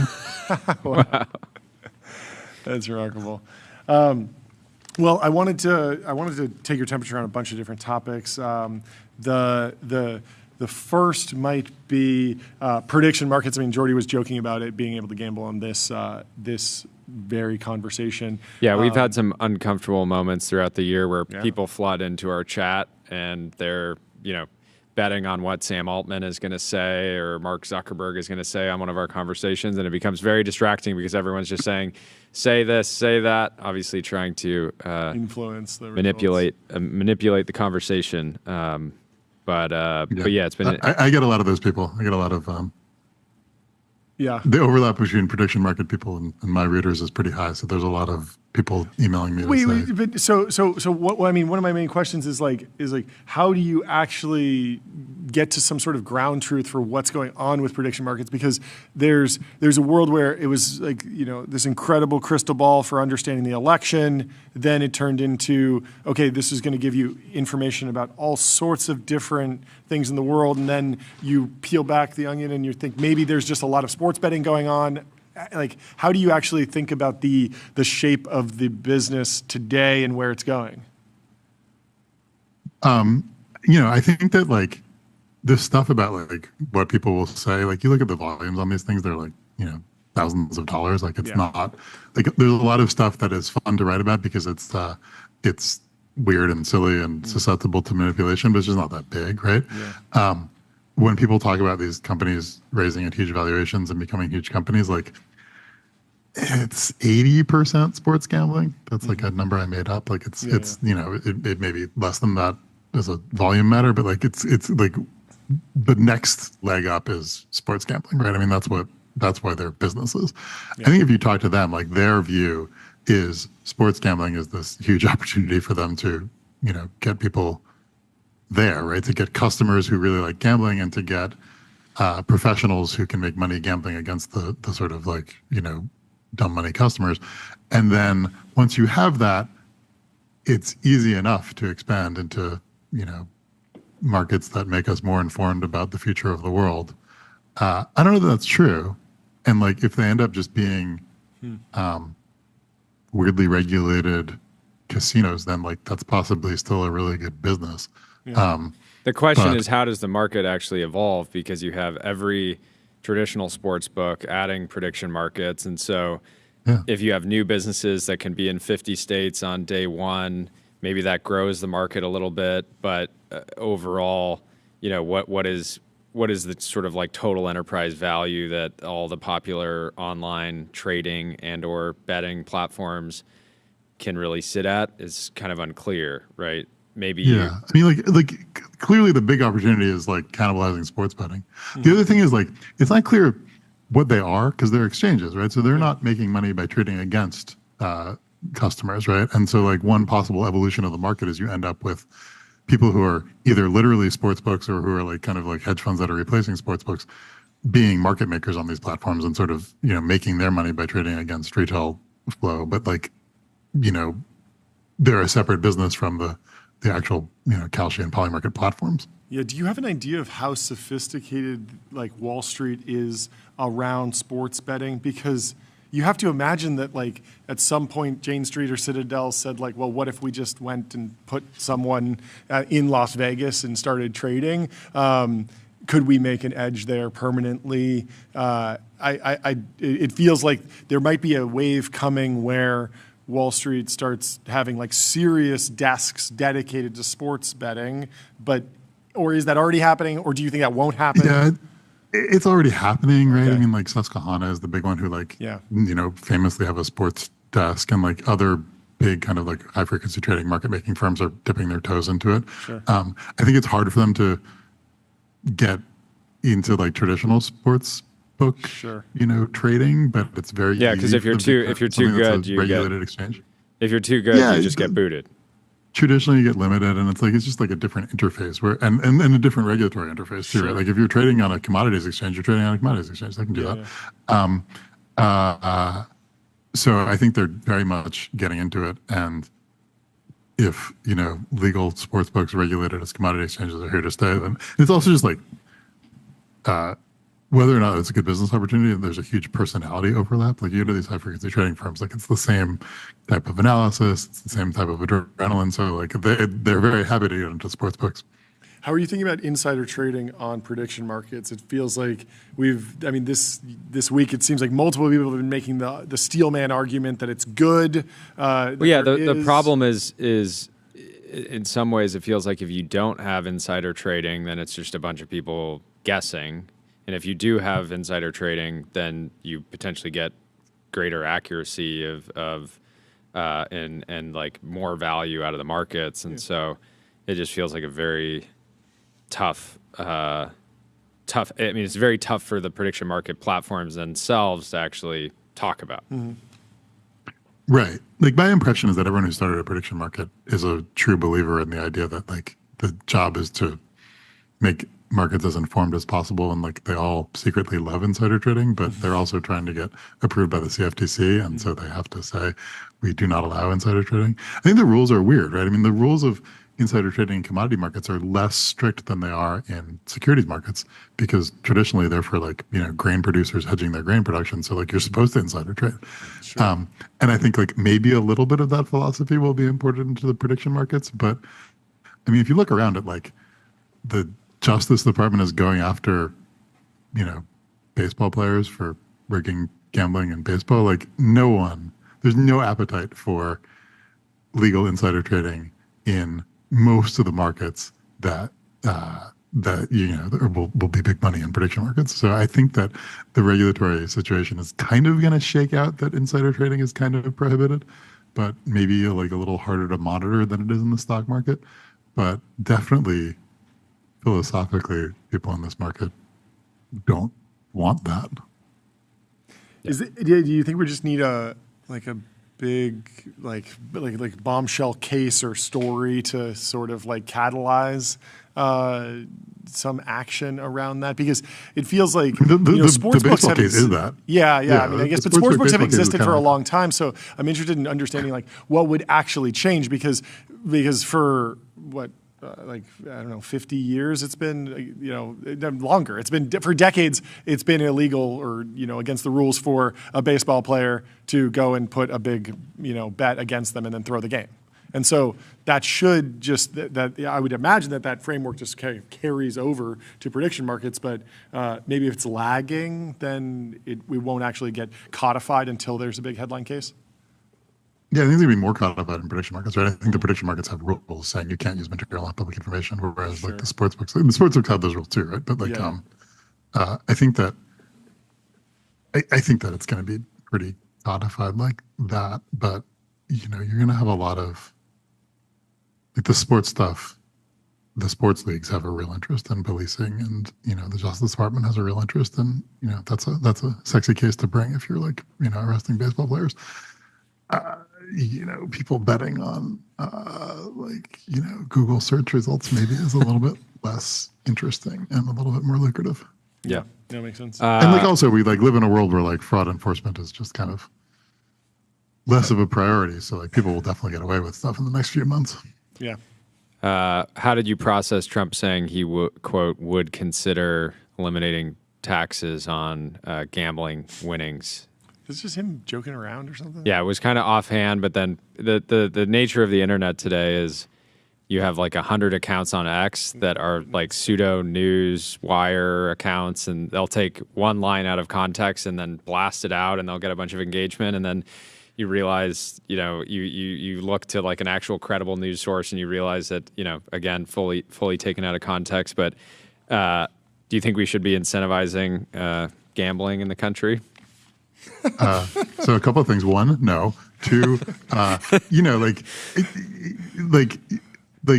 being the friend to crypto has paid big political dividends to him. And like, if you're sort of looking around for what other like aggressive young male demographics you can appeal to, you might be like, I'll give the gamblers what they want. And then the other thing is there is this weird situation where the tax bill maybe somewhat accidentally limited to deductions of gambling losses.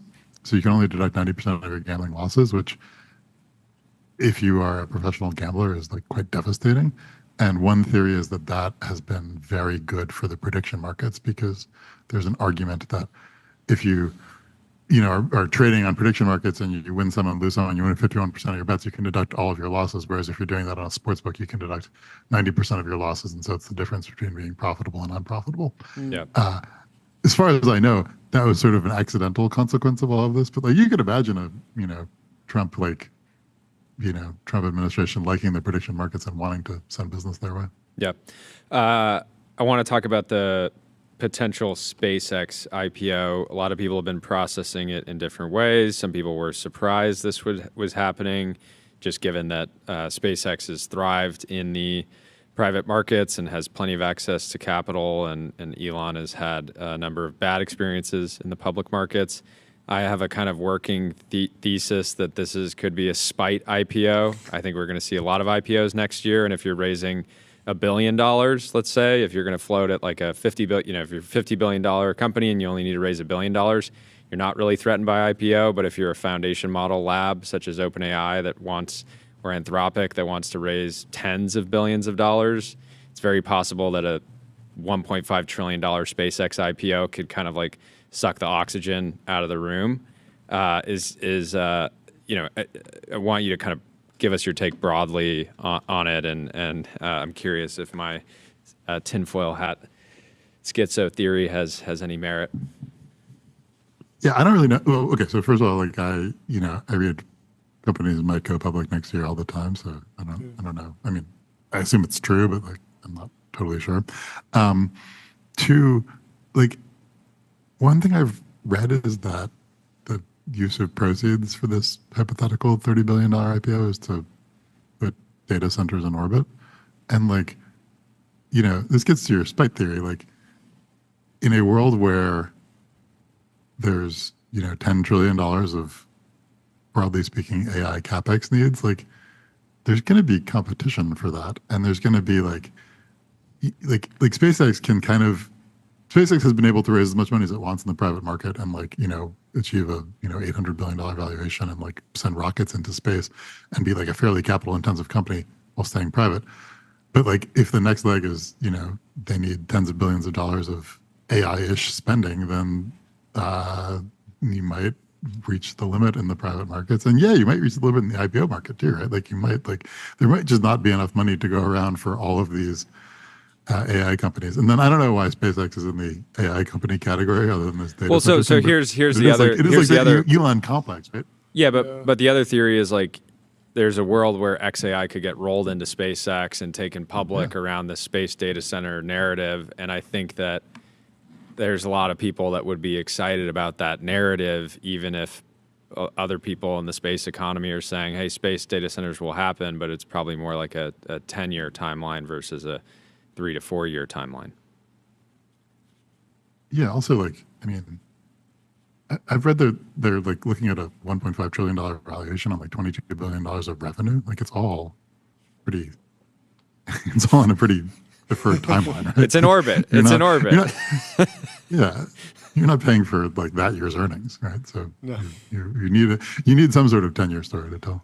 Yeah, but I mean, to be fair, it would be easier for, I mean, at least I believe it'd be easier for SpaceX to acquire XAI than Tesla to acquire XAI because of acquisition laws around a public company buying something big versus a private company buying something big. Does that sound roughly correct? Like, would you handicap? Oh yeah, it sounds roughly correct. Although, I mean, Tesla tell. has form of buying, other Elon companies and, getting it through. Has moved to Texas in order to make it easier, right? Like, I don't think Tesla would have that much trouble buying, but they would get sued, and if you do it in SpaceX, it's like... I think part of the challenge is that Tesla shareholders might say, like, hey, we already have a really good AI team. We've been working on self-driving. Like, we don't need XAI. We don't necessarily want to dilute ourselves, whatever XAI's current valuation is or whatever price it would come in at. So I just feel like the sort of standard Tesla shareholder approach is like, we're going to trust Elon's intuitions on these things. And I mean, they bought like Solar City, solar company, right? Like, but there still was pushback, and that was like I'm assuming that'd be 1% of that'd be 1%. Like Solar City was like 1 point something billion, wasn't it? It wasn't like it was much smaller. It wasn't like $100 billion. Like I'm assuming XAI has a lot of debt. They've raised a lot of equity. It would be somewhat. It has the Twitter debt as well. Oh, yeah. It has a lot of debt rolled in. Well, speaking of debt, I mean, Netflix had to issue some debt for this Warner Brothers deal. I'm interested to know your thinking around how the Warner Brothers process will go. Are we going to wind up in a quiet period for the rest of the year as we go into the holidays, or do you think it'll be just as many headlines as there have been? Where do you think it actually lands? What's the nature of the story? I don't know. It's been surprisingly quiet to me. I mean, I think it's weird that that Paramount, first of all, launched a tender at the price that was rejected, right? Rather than saying we're going to raise a few bucks and go to the shareholders, they launched at the price that the board said no to, and that they've said publicly that it's not their best and final offer. I know. Crazy. I think what is the logic is there any logic where that makes sense? Okay, so I think that where that makes sense is that it's not a real tender offer, right? Like they can't close a tender offer for reasons including antitrust, but they clearly want to do a friendly deal with the board, right? Okay. And so I think that saying very clearly we could give you an extra $2 if you sign a friendly deal with us is a good way to get to the board and to try to strike a deal with the board. So I think that's the logic there, but I don't know what the board is doing, right? I mean, I think the board likes the Netflix deal. I also think that like Paramount has two things going for it. One is that they think they've offered more money, or certainly they can offer more money. And then the other is they really think the Netflix deal is dead on sort of antitrust / Trumpy reasons. Yeah. And I don't know how that plays out, right? Because that's a potentially year-long process, and presumably nobody wants to wait that long. But I think like there's some ability to wait a few weeks and see if like Trump says nastier things about Netflix to try to, you know, pressure the board to come to a deal. So, I don't know. I'm surprised that there's been so little news, right? I mean, like since Monday, like no one, like I would have expected someone to raise their offer by now. It's a good point. Yeah. What was have you formulated a take on the OpenAI Netflix deal? We kind of landed on. You mean Disney deal? Or sorry, yeah, OpenAI Disney deal. We sort of landed on it being like sort of an interesting way to create less commoditization in the AI application layer, the consumer chat experience. They all are starting to feel very similar. I don't know if you felt this way, but it feels like all the models are, sort of at the same level. The benchmarks are pretty similar. Well, if you can get Spider-Man in one and not in the other, maybe that's a differentiator. Have you processed that deal similarly, or do you have a different frame of mind around it? I haven't thought that much about it, but that seems right to me. And it is like, it's like, you think about like the Netflix Warner situation, right? Like you have like content distribution services, and then they have like content libraries, right? And there's some combination of acquiring the content and making, commercial deals with the content providers, right? Like here, one possibility is that the AI chats are ultimately the next, dumb entertainment channel, right? And so if you have the good properties in your dumb entertainment channel, then like when people are like, oh, I want an AI to create a movie about me, I'll go to the one that has like the Disney characters like that. I don't know, it kind of makes sense, right? And it's like like the thing that is striking to me is that the AI companies like talk about like this sort of fundamental reshaping of society and, discovering super intelligence. And then like, they're a little bit consumer entertainment products, but like if you're a consumer entertainment product, like you want the Disney characters. Also adult entertainment. Yeah. Yes. Right. Yeah. It's I mean, Disney character porn. It really has been. It is funny that adult mode mode and Disney will be rolling out in the same effectively 30-day period. So I don't know enough about the deal to know if they like have. I hope they have a carve out. They do have a carve out. Yeah. They do. This was confirmed. They did say that there are lots of restrictions on what you can and can't do with a Disney character in OpenAI properties. I'm sure that was key. It's wild. We're gonna see the jailbreaks. That's gonna be great. There will be some jailbreaks. I think there won't be that many jailbreaks. I think in the last 2 years they've gotten pretty good at locking it down. So that was kind of my prediction. I'm sure, but there will always be chaotic stuff. It's inevitable with AI and the internet. How should tech people be thinking about the growth of private credit? I feel like there was an era where folks in tech were, understanding that the foundation model companies, Anthropic, OpenAI, were operating at a truly unprecedented scale. The capital war was bigger than Uber, Lyft. It was bigger than anything folks in tech had seen. It was certainly more capital consumptive than Google was before it IPO'd. And so all of a sudden, by a lot. So all of a sudden you have tech people that are grappling with the prospect of a $10 billion debt financing for something that is, feels like a startup. It feels like a startup project. And so it was easy to sound the alarm bells, like debt is coming, debt is scary, debt blew up the economy in 2008. It's going to happen again. But you talk to a lot of people in private credit and they say, no, there's plenty of areas where people pay their debt obligations on time. How have you processed like is NVIDIA holding up the global economy? Is OpenAI going to blow up the entire global economy? Those types of like Cassandra-esque narratives that have kind of spiraled and maybe are coming back down to earth now. Yeah, I don't know. I mean, it's fascinating that, like insurance companies investing in investment grade debt are like ultimately underwriting like a stream of payments from startups, right? I mean, like that's kind of what is happening here. Deeply unprofitable startups. Yeah, but like also a lot of it is like people underwriting a stream of payments from Facebook, which um, is very profitable. like Yeah. which is very like the profitable. Blue L Like, data center for Meta Superintelligence, 1 gigawatt, the Hyperion thing. Like it's like Meta's going to pay that bill. At least I think so. right. And if you had made like an equity bet on like if there had been a way to make an equity bet on like Meta's pivot to the metaverse, like you would have lost all your money. But presumably they paid their supplier bills for that, right? Oh, totally. Like there's like a difference there, right? Yep. If you're like underwriting these like hyperscalers, like mostly, these are very investment grade, very cash flowy companies that could turn off the capex if they needed to. But right, I mean, you're underwriting a lot of fixed payments on capex, and it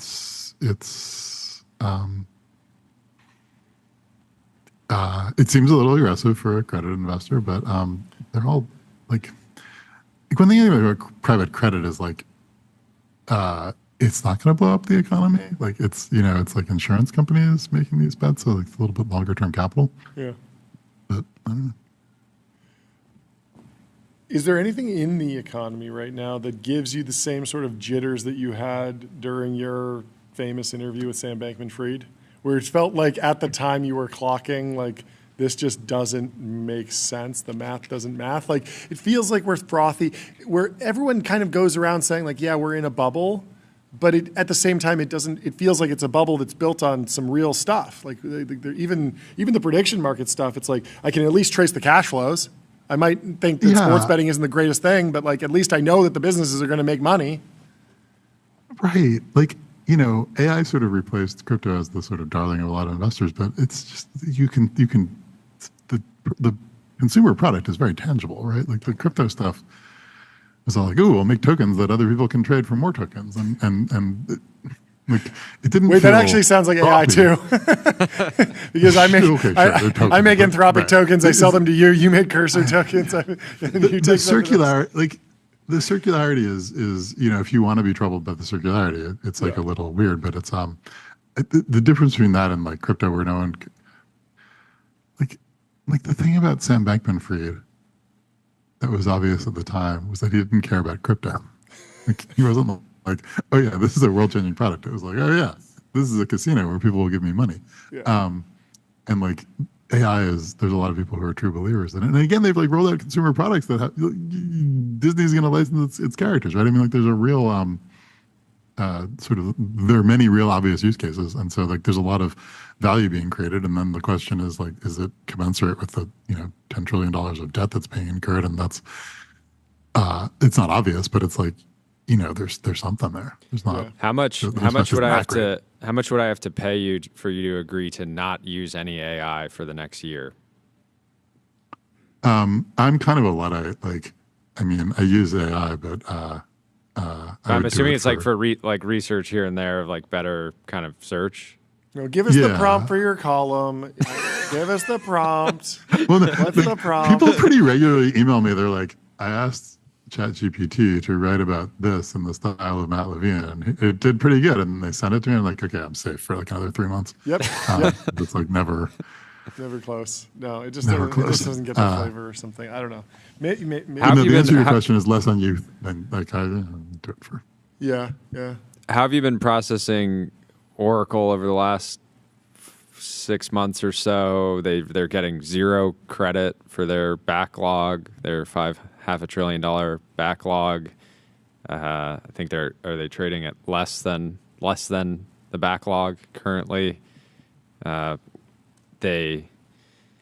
People have brought up the .com bubble, and obviously are drawing comparisons between the two moments. But what's your view? About Oracle being like not the darling of the AI bubble? I don't really know. Yeah. They're just not. I don't know enough about like Oracle's backlog, but I think they're not just they're not the name that people go to as the AI darling.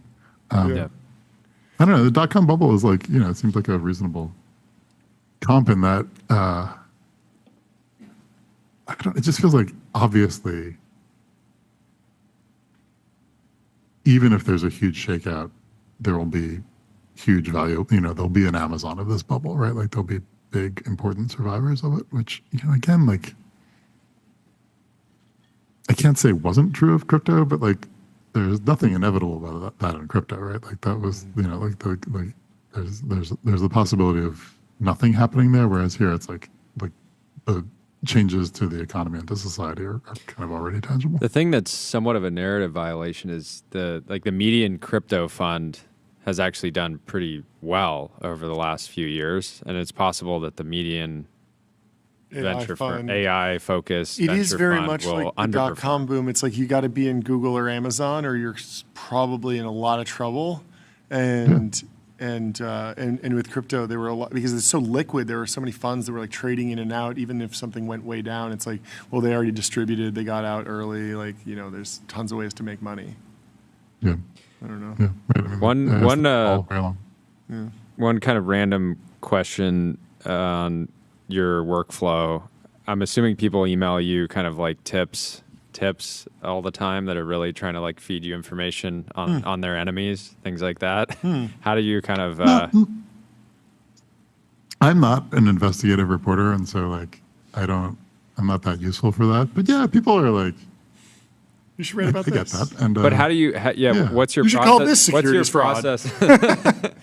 What's your process for trying to figure out you should call what of that is like actually real? Because I mean, we get that where people are trying to like convince us of certain narratives, and we're trying to process, maybe off air, trying to process how real something actually is.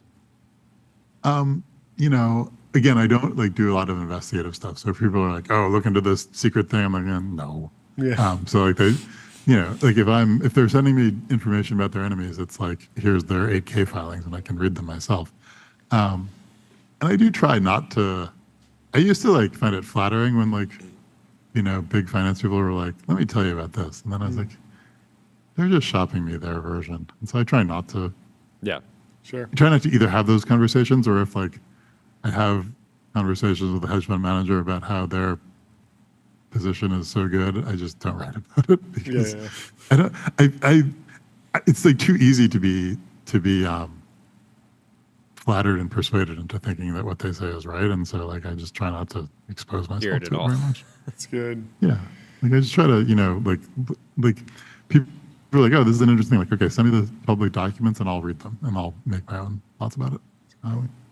There's a balance. Somewhat related question. I do have to get some information from people, but like I try not to be hearing their opinions. Somewhat related question. What is your theory on why Bloomberg is able to retain top journalistic talent? They've seen very little churn over the last couple of years relative to other legacy outlets. What's going on? What's the secret sauce?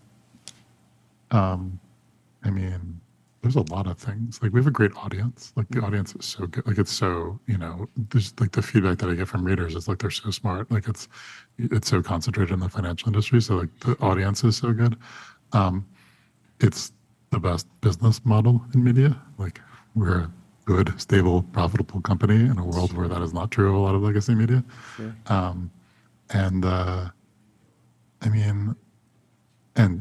And there's a flywheel where like your colleagues are great. Like I really like I wouldn't leave Bloomberg just because my friends are all here. Yeah. And then the other thing is like, it is a huge organization that nonetheless gives people a lot of freedom to do weird stuff. Like what I do, like I've been doing this for like 10 years, and if I tried to do it at like another media organization, they would have various stylistic objections, and I'd say, "Are you sure you can do it this way?" Like I feel like I proved out the model, and so Bloomberg just lets me do it. But like Bloomberg does that a lot, right? I mean, like Odd Lots just had its 10th anniversary party this weekend. Like Odd Lots is a weird overnight success. Yeah, it's like a program that just, like a lot of people in media would have been like, "Oh, that won't work," and Bloomberg just let them do it, right? So there's a lot of stuff like that where it's a huge organization that also is like quite experimental, agile, like and like gives people a lot of freedom. That's really cool. Yeah, that's a great take. Well, thank you so much for taking the time to come. Thanks for having me. This was fun. Really enjoyed. This is very educational. Letting us bounce our theories off you. Yeah. This is cool. Thanks. Well, have a great rest of the year. Have a great rest of the day, and we will talk to you soon. Thank you so much. Cheers, Matt. Goodbye. Fin.ai. It's the #1 AI agent for customer service. Automate the most complex customer queries on every channel with Fin.ai. Our next guest is Mike Gallagher. Mike Gallagher from Palantir. He's the head of defense. I don't know if that one's going to stick, but hopefully he's here. Welcome to the stream. Merry Christmas. How are you doing? Do you have some Christmas music for Mike Gallagher? Thank you. How are you doing? I'm good. How are you guys? What's the nickname? The Gallagher? That didn't stick. No, that one's not sticking. Have you had any nicknames throughout your career, throughout your life? Mostly just Gallagher. Yeah. G Money for a while. G Money. Yeah. I think that's it. Mixmaster Mike G. Was that on the hill? What's that? Was that on the hill? G Money? No, that was like high school, college. I imagine it was more. But that exactly. sounds like a high school name, not necessarily one in Congress. But anyway, it's great to catch up with you. I hope you've been having a wonderful year. It seems like Palantir's been on a tear. I'd love for you to take us through the news today and kind of get us up to speed on what's happening in shipbuilding specifically, and then I'm sure we can zoom out and talk about shipbuilding more broadly and geopolitics and competition. Well, I wonder if we couldn't reverse it. I think sure. it's important to make the geopolitical case first. First of all, you guys seem to be crushing it as well. I see you everywhere. I have like merch in my office now. Fantastic. All my friends are constantly on your show. So congratulations on all your success and taking over the world. It's very cool to see. And thanks for coming on so early and helping us. It was huge. Hey, listen, some call it the Gallagher bump, that you're now a beneficiary of. Yes. Gallagher bump. The Gallagher bump. The G Money bump. Yeah. Anyway, but really, that's right. My entire 8 years in Congress was devoted to this question of how do we enhance deterrence with respect to China? Mm-hmm. And if you look at it, there are things we need to do in the short term, killer robots, a lot of the stuff Anduril's building, long-range precision fires. But over the long term, if you just look at a map of the Pacific, we need a bigger Navy, right? Mm-hmm. We had a force structure assessment that called for a 355-ship Navy when I was a freshman member of Congress in 2017. We made it the official policy of the United States to get to a 355-ship Navy as quickly as possible, as quickly as practically possible was the language. And then the size of our fleet continued to shrink. It's on track to bottom out at 279 ships in 2027, which happens to be the year that Xi Jinping has set for having his military ready to invade Taiwan should he make the decision to move. So if for no other reason than if you look at geopolitics in the most fundamental sense, the collision of geography and politics, we need a larger Navy to preserve the peace. We need to start cranking out ships. We need a high-low mix of ships. Mm-hmm. Now, the reason we haven't been able to do that, I think, is a combination of factors, right? We have had an inconsistent demand signal from previous administrations, and that's usually what the shipyards say. It's like, we don't know the right mix of ships that the Navy wants to build. You have inconsistent budgeting from Congress, right? I mean, we go from omnibus bills to big, beautiful bills to continuing resolutions. Continuing resolutions are particularly destructive for the Navy. A former secretary of the Navy said because of continuing resolutions, the Navy put about $5 billion in a trash can and lit it on fire. All of this is to say, as we were trying to figure out... What are the dynamics that causes that waste? Yeah, the biggest issue is under a continuing resolution, you basically agree to fund at previous year's levels. You can't have new starts, right? You can't fund new things, whether it's a new ship class or a new innovative AI program or a new, robot that, scares the hell out of Xi Jinping, right? And then there's just also a lot of uncertainty hanging over a CR. They're usually short-term, hard to do long-term planning. There's this other phenomenon where the military actually, because of how messed up congressional budgeting is, the Pentagon fails to spend about $15 billion a year. So think about that. For the last 10-ish years, we've lost about $125 billion in defense appropriations, money that was appropriated for defense that went unspent. It goes back to the Treasury. It sits in abeyance for 5 years, and then it evaporates. For $125 billion, I could build you a regional military that could definitively prevent World War III. If I was unrestricted in how I could use that money and how quickly I could move. And All that is to say, certainly you could have prevented the decline in the Navy's number of ships, like you mentioned just a bit earlier. Exactly. I think there's another thing, right? Like we obviously went to war in the Middle East after 9/11. I was part of these wars. I deployed twice to Iraq. The Navy was largely the bill payer for these wars. We had a large infusion of money into ground forces and overseas contingency operations.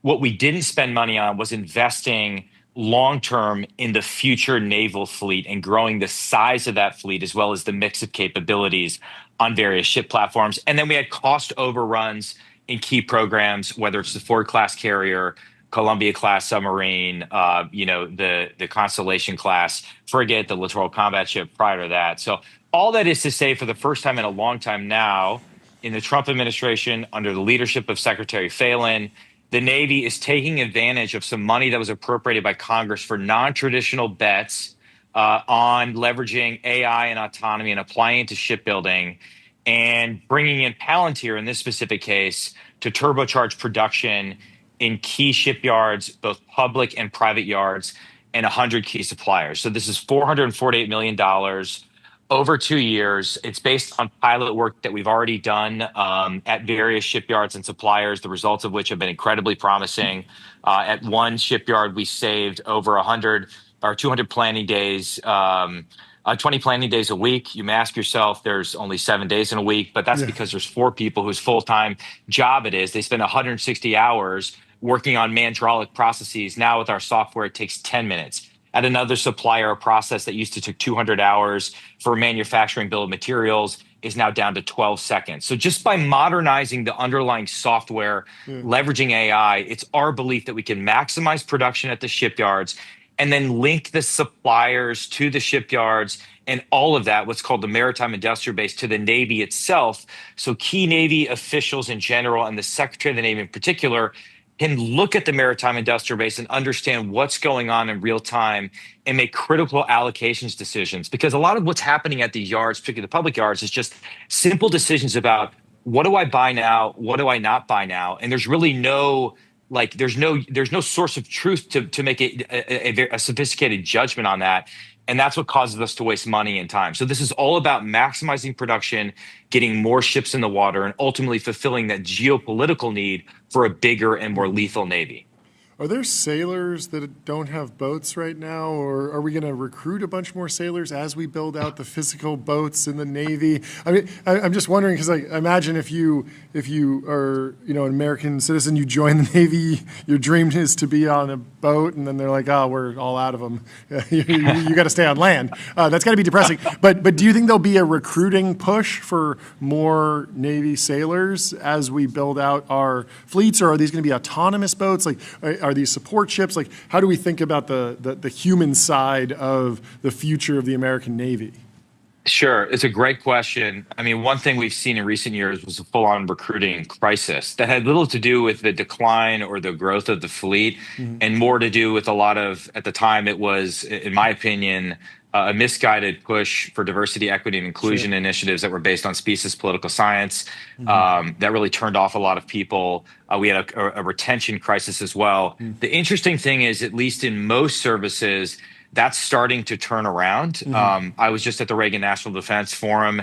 They release a survey every year. And one thing that the survey results reveal is that the so-called Hegseth reset is extremely popular among current service members, which is important because that's the big recruiting pipeline. It's usually someone who is serving or recently served who tells someone else, yes, you should join the military, and among veterans. So when it comes to things like gender neutral combat standards, and some other changes, this is wildly popular. So the recruiting crisis has gotten better. I actually think over time, it's not going to be a problem if we stay on that trend because, and this is the second part of your question, yes, more of our ships are going to be autonomous. There's still going to be destroyers that are complex man ships. There's still going to be carriers. There's still going to be submarines. Submarines are our biggest asymmetric naval advantage right now. But increasingly, I think you're going to start to see a lot more autonomous vessels in the fleet, both autonomous surface vessels and undersea robots. And that's where you have, I think, as we talked about before, I believe, what's most exciting about the current moment is you have so many people in your world, right, in the investing world, that are willing to put capital into non-traditional defense tech startups that are building really cool capabilities for the Navy. And I think this is a really exciting moment for the non-traditionals. I think the defense industrial base is going to look a lot healthier 4 years from now, where Palantir shouldn't be the last company to enter the S&P 500 as a defense technology company. We need 5 more companies like that. And so I actually think the companies that are building autonomous vessels, that are building killer robots, that are building long-range precision fires, hypersonic missiles like Castellion in California, I think it's a great moment for all those companies. Yeah, have you? I mean, it's hard to pick a favorite branch of the military, but it feels like Marine Corps. Obviously, it's the Marine Corps. Oh yeah, I mean, it's not hard. It's not hard. Yeah, I'm a Marine, so yeah. Hit the gong for the Marines. Let's go.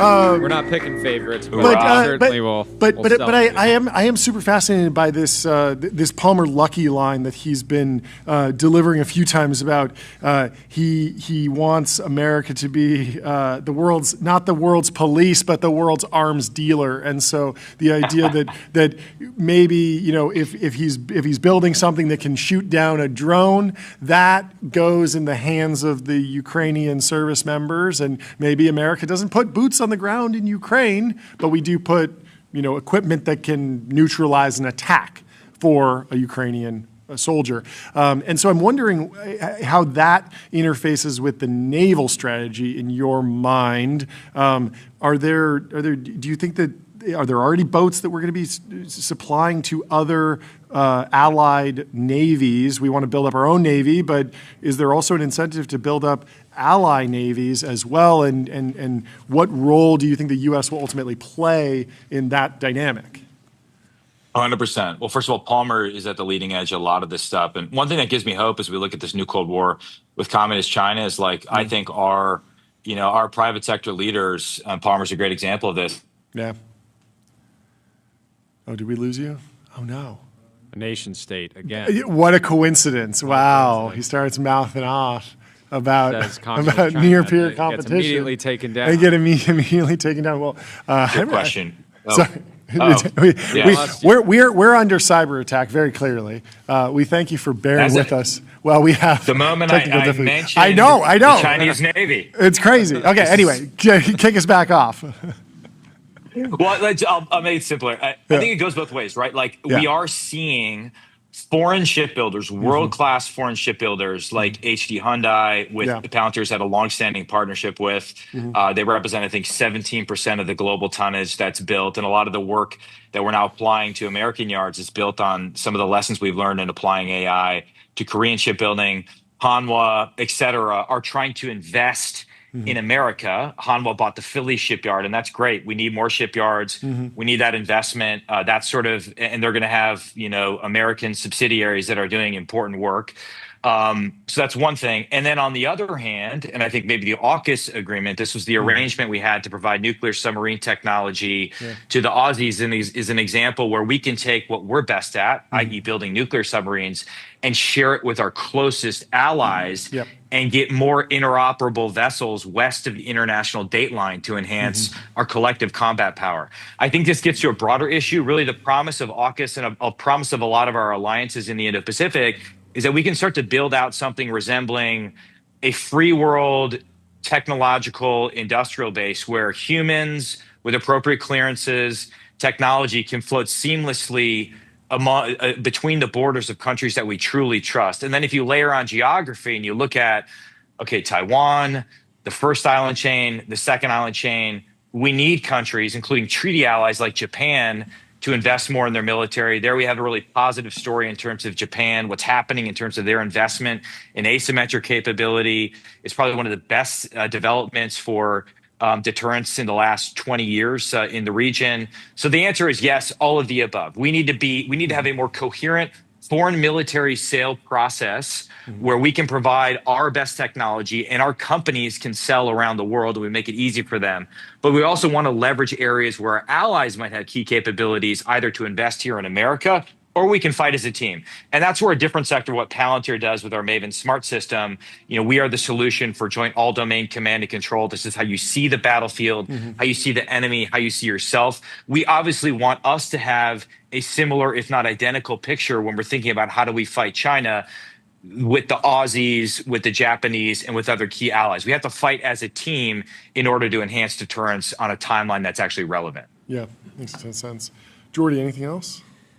Not sure how much you can comment or riff, but what should people be paying attention to in regards to Venezuela as a casual geopolitical spectator? I saw that video floating out that very clearly at the top it said unclassified or declassified. It felt I didn't want to read too much into why it was immediately looked like SEALs taking over, but what should people be kind of paying attention to on that front? Well, it's almost similar in my mind to some of the recent naval operations we saw relative to the Houthi rebels in CENTCOM. I started this conversation off laying out the challenges we've had with shipbuilding. That being said, what our recent operations in the Middle East and what our current operations in Southcom and in Western Hemisphere demonstrate is that we are still the world's best military far and away. And we have capabilities that nobody else has. Now, that should not be a cause for complacency.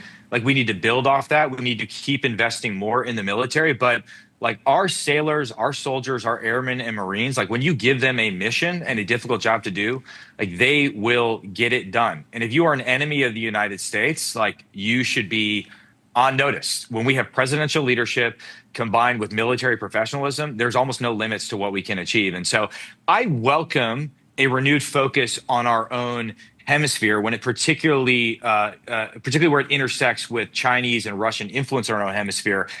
That being said, what I'm most concerned about over the next 5 years and beyond is what is the conventional balance of power in the Indo-Pacific region. Because what I've been saying now for a decade is that Xi Jinping is serious when he talks about taking Taiwan by force. And all these operations, whether in the Middle East or whether they're in, off the shores of Venezuela or in the Caribbean, will look like child's play compared with a major naval war with China over Taiwan. The scale is almost hard for us to imagine because we just haven't fought a war on that scale since World War II, really since the Battle of Leyte Gulf in World War II. We haven't seen something of that scale. And I think one of the disadvantages, I almost hate to call it that we have, is that in a republic like ours, in a democracy like ours, we're very sensitive to casualties, rightly so. We have an all-volunteer military. We don't want to spend lives uselessly, right? I mean, the American people won't stand up for that.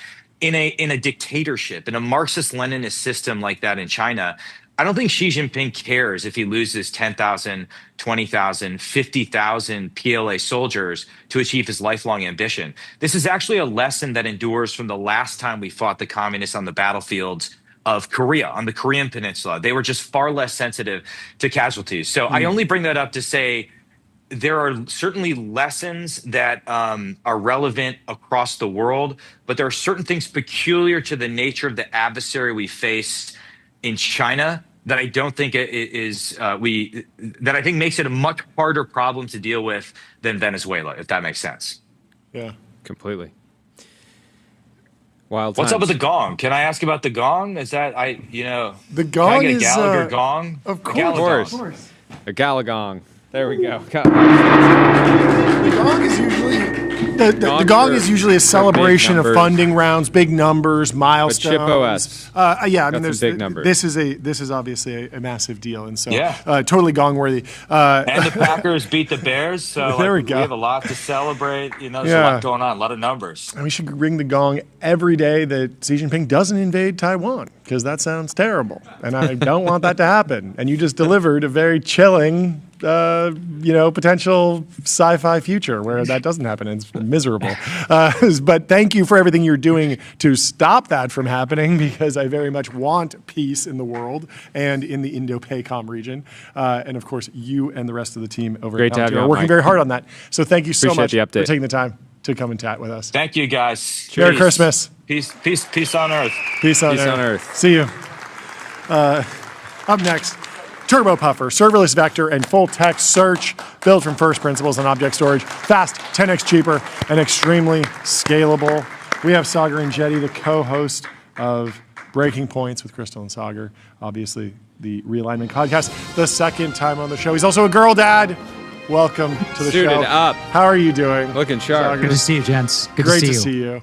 How's the family? Merry Christmas. How's the holidays?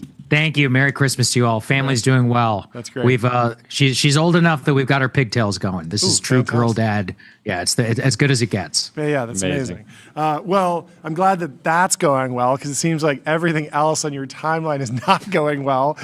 What is if you had to pick one? To snap your fingers and eliminate, would it be rising energy prices from AI data centers or sports betting at the touch of everyone's finger all over the world? Impossible question. Very tough because one is going to be wait. Future... Before you say, is it okay if I bet on this?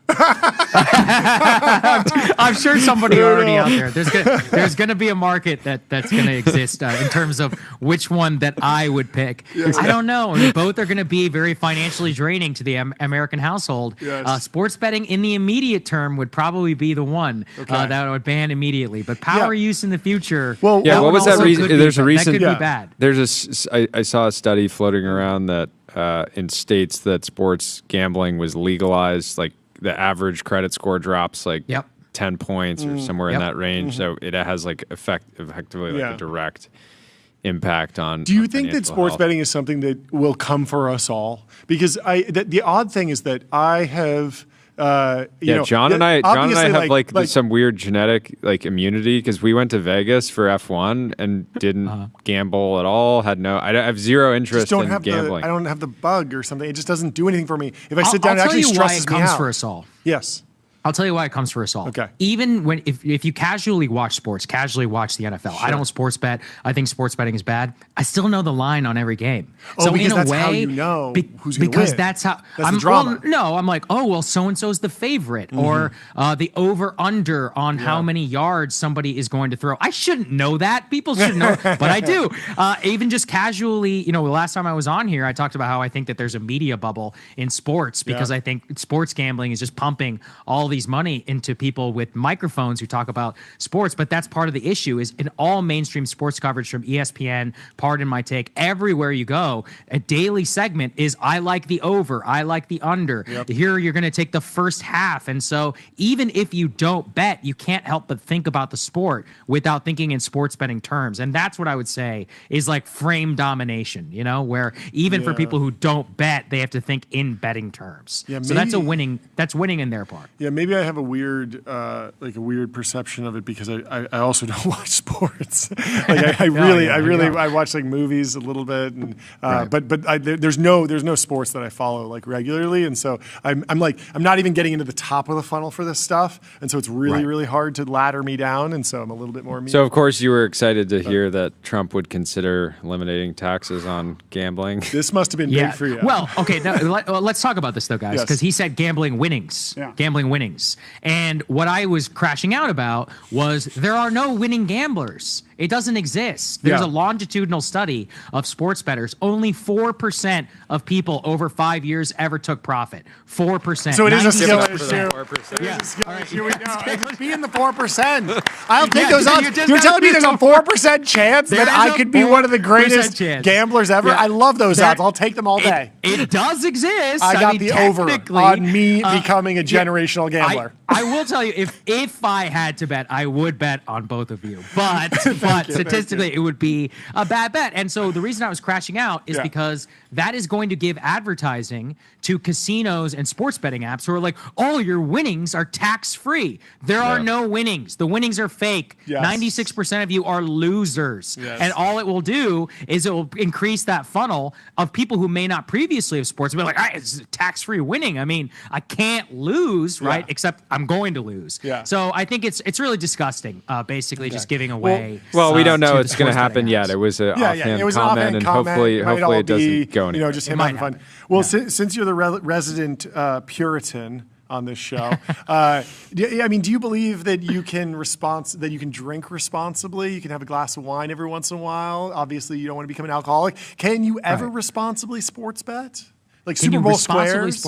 Super Bowl squares. That was the only thing that I ever did in college. Was I was in an office setting and they said, "Hey, there's squares. You put down $10. Whoever gets the right square gets $100 or something." I have never said people can't responsibly sports bet, but what I want to highlight is that responsible sports betting would put all these companies out of business. Okay. They literally cannot operate without addicts. Yeah. Like what I'm trying to highlight for everybody is responsible sports betting would end the industry as we know it. The vast majority of the profit comes from a very small percentage of the customers, which is why, look, this is the casino model, right? Yeah. The whales are the ones who fuel everything and they lose the most. So that's why they shower these people with gifts and they call them every day and they invite them to games and then send them to concerts and all this stuff is specifically to milk them for as much money as humanly possible. Basically a sales SDR that calls you with like a custom parlay for your specific, I know you like this player and I know you love betting on the coin flip, so we're going to get you coin flip. What did you think about the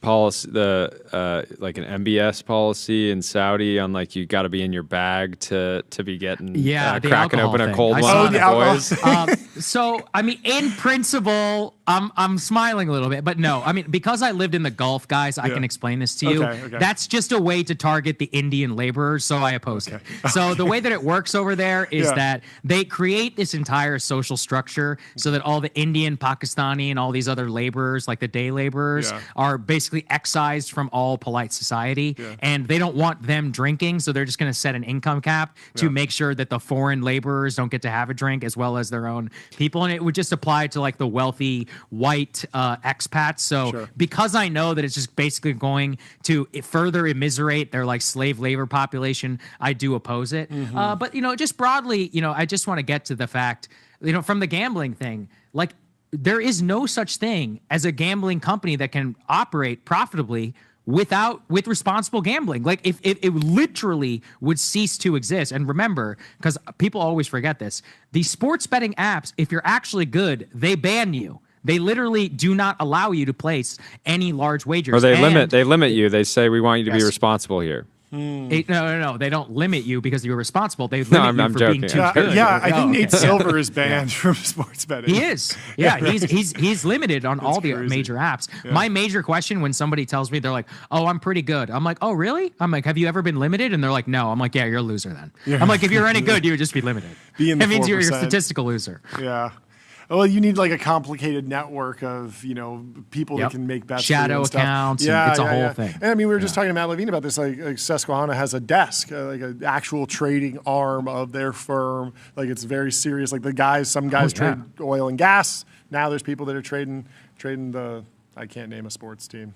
Sports lines? The Yankees. Anyway. Well, that's the thing. The real bettors, they don't care about the sport at all. They're just looking for value. They're like they're always betting on like golf and cricket, tennis. Where and it's like, cricket. This one is up at 2 a.m. Halfway around the world, but it works for you, so you're going to play. Right. But exactly. I mean, in terms of like the actual politics of this, how does this wind up becoming, like, where does this go over the next 4 years? It seems like Trump's sort of like leaning in, but is this actually is there a constituency here of people that want to say like, hey, maybe we need to rethink this at the national level? Well, already the tide is turning, guys. More recent Gallup polling showed that all age groups, including young people, the most increase is against sports betting. The governor of Ohio, Mike DeWine, he actually said that if he could go back in time, he would never legalize sports betting, knowing what he knows right now. I think people can feel it, man. It's the most expensive advertising real estate in the world is all being bought by these gambling companies. You can intuitively feel that this is off. Nobody's getting rich if they're able to afford all of the stuff they're able to put in front of you. So I think America's beginning to turn. The Trump administration very recently, you didn't let me crash out on what I'm crashing out the most on, which is weed. The Trump administration is making their vice play right now. They're doing very badly with young voters. So they want to try and reschedule weed and let's do some gambling winnings and the TikTok thing. It's like this libertarian kind of giveaway. But I think that really misunderstands why all of these younger people are even turning on the administration for economic reasons. reasons in the first place. The reason they resort to all of these horrible vice activities is because they cannot afford, or at least feel they cannot afford, the very basics of life, like health insurance, being able to buy a house, crushing interest rates for a mortgage. So I would spend more of my time on that rather than a cheap trick like weed, but that would require actually doing something. Maybe you get busted for weed, the arresting officer flips a coin, 50% chance you go to jail, exactly. 50% chance you get. Let's talk about another thing. I'm sure you're thrilled about the Disney OpenAI deal. Yeah, I think it's incredibly bullish for OpenAI. It's really good. So I want you to agree with me first that it's bullish for OpenAI at least over the next year, that they're going to have exclusive. For their profit? Yes.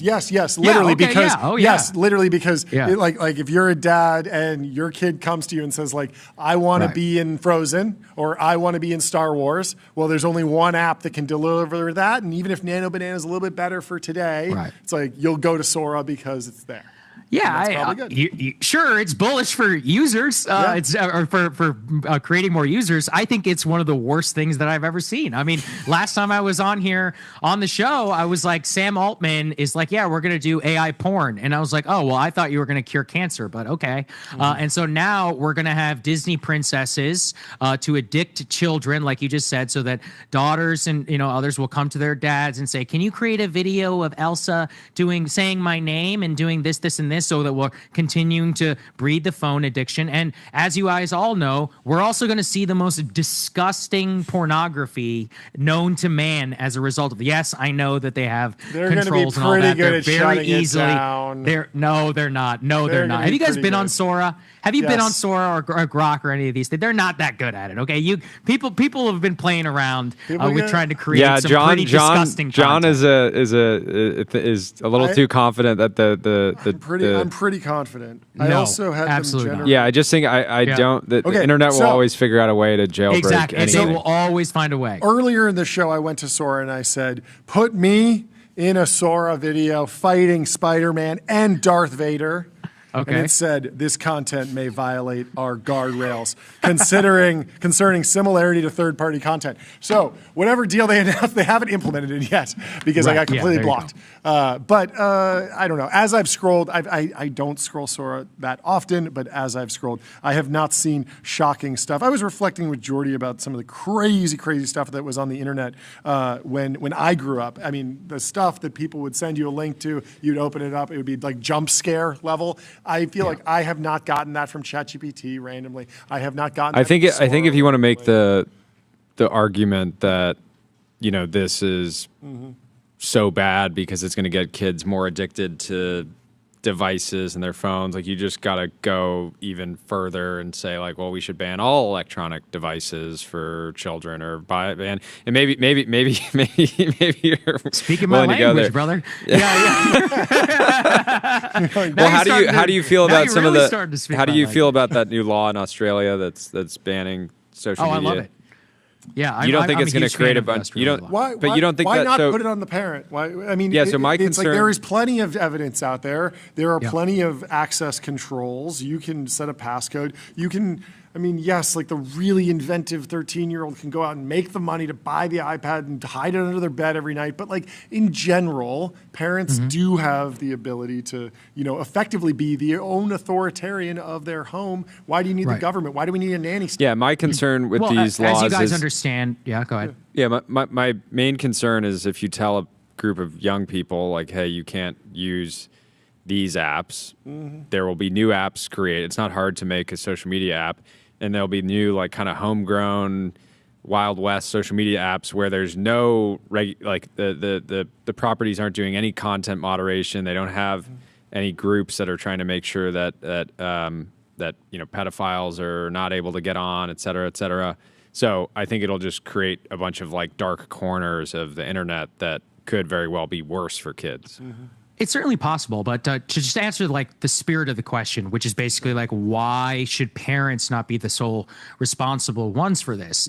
in the same way that social media only works when everybody's on it, not being on social media works best when nobody's on it. And so if you talk to Jonathan Haidt or others, what the best and most successful experiments for schools, for example, which are phone free, or people who are opting out of social media, is being able to be in a social network where everybody else is also not on social media. Because one of the things that's often raised is like, oh, they're missing out on, I don't know, school drama or communication for this, and this. And they feel as if they're explicitly removed by the parent from like the social way that their high school or their social network operates. Yep. Whereas by explicitly making it a top-down way of saying, no, nobody's engaged in it, it's going to facilitate a lot more actual like pro-social, real social behavior and make it easier in order to basically, look, at the end of the day, what we're trying to talk about, and this is what I always argue with libertarians, like, no, this idea of like a totally free society is ridiculous. Like there are so many different ways in like you could act, quote, freely, which would impinge upon my freedom. That's why we have, government and enforcement mechanisms. Ultimately, what we're trying to do on this is to decide what is the optimal way and for our outcomes to facilitate happiness in the family unit and for our children. And there's just too much evidence here on social media and on phones. So that's why I get with the Sora thing, especially in the totally unfettered, like Wild West that we live in here in the US. I just know this way that this is all going to go. In a perfect world where everybody is very informed, but right now, in a lot of ways, there's a huge class divide on phones. Like from the very, very richest people are probably the least likely to actually give phones to their children. But The Anxious Generation might be the best-selling book in the United States, but let's all be honest, like it's a class signifier, right? It's something that the top 25, 30% have read, are implementing, have the time to be able to. And then the iPad kid thing is still definitely not yet fully known, for a lot of other people. And so I think everyone should try to live under a more uniform standard. And yeah, that's why broadly, I take your concern, dude, about Australia and like backwater ways to get around it. But the government's sending a signal, and we have enough data on gambling, on all other vices, that when you send these signals, especially with a real information campaign, the behavior will reduce. And there's a lot of different ways that we can deal with the backdoor ways of getting around it. You'll never make anything zero. How do we try to facilitate the best outcomes for everybody, for all of our citizens? That's the way I would look at the Australia policy. Yeah. Have you ever thought of setting up breaking points, one of these neo cities, you go down to South America and set up your Puritans. Down to Honduras. Yeah. Down to Honduras. No, I don't have enough money for that, right? I don't have nearly enough to buy off the president and then get him pardoned whenever he deals drugs. That's not my bag. I'll leave that to a few of the other guests on your show. But no, look, I mean, at the end of the day, like we have our country. We can just do it here. We don't need to leave. I think that the people broadly feel that there's a problem. Yeah. No, that makes sense. Let's talk about H200s.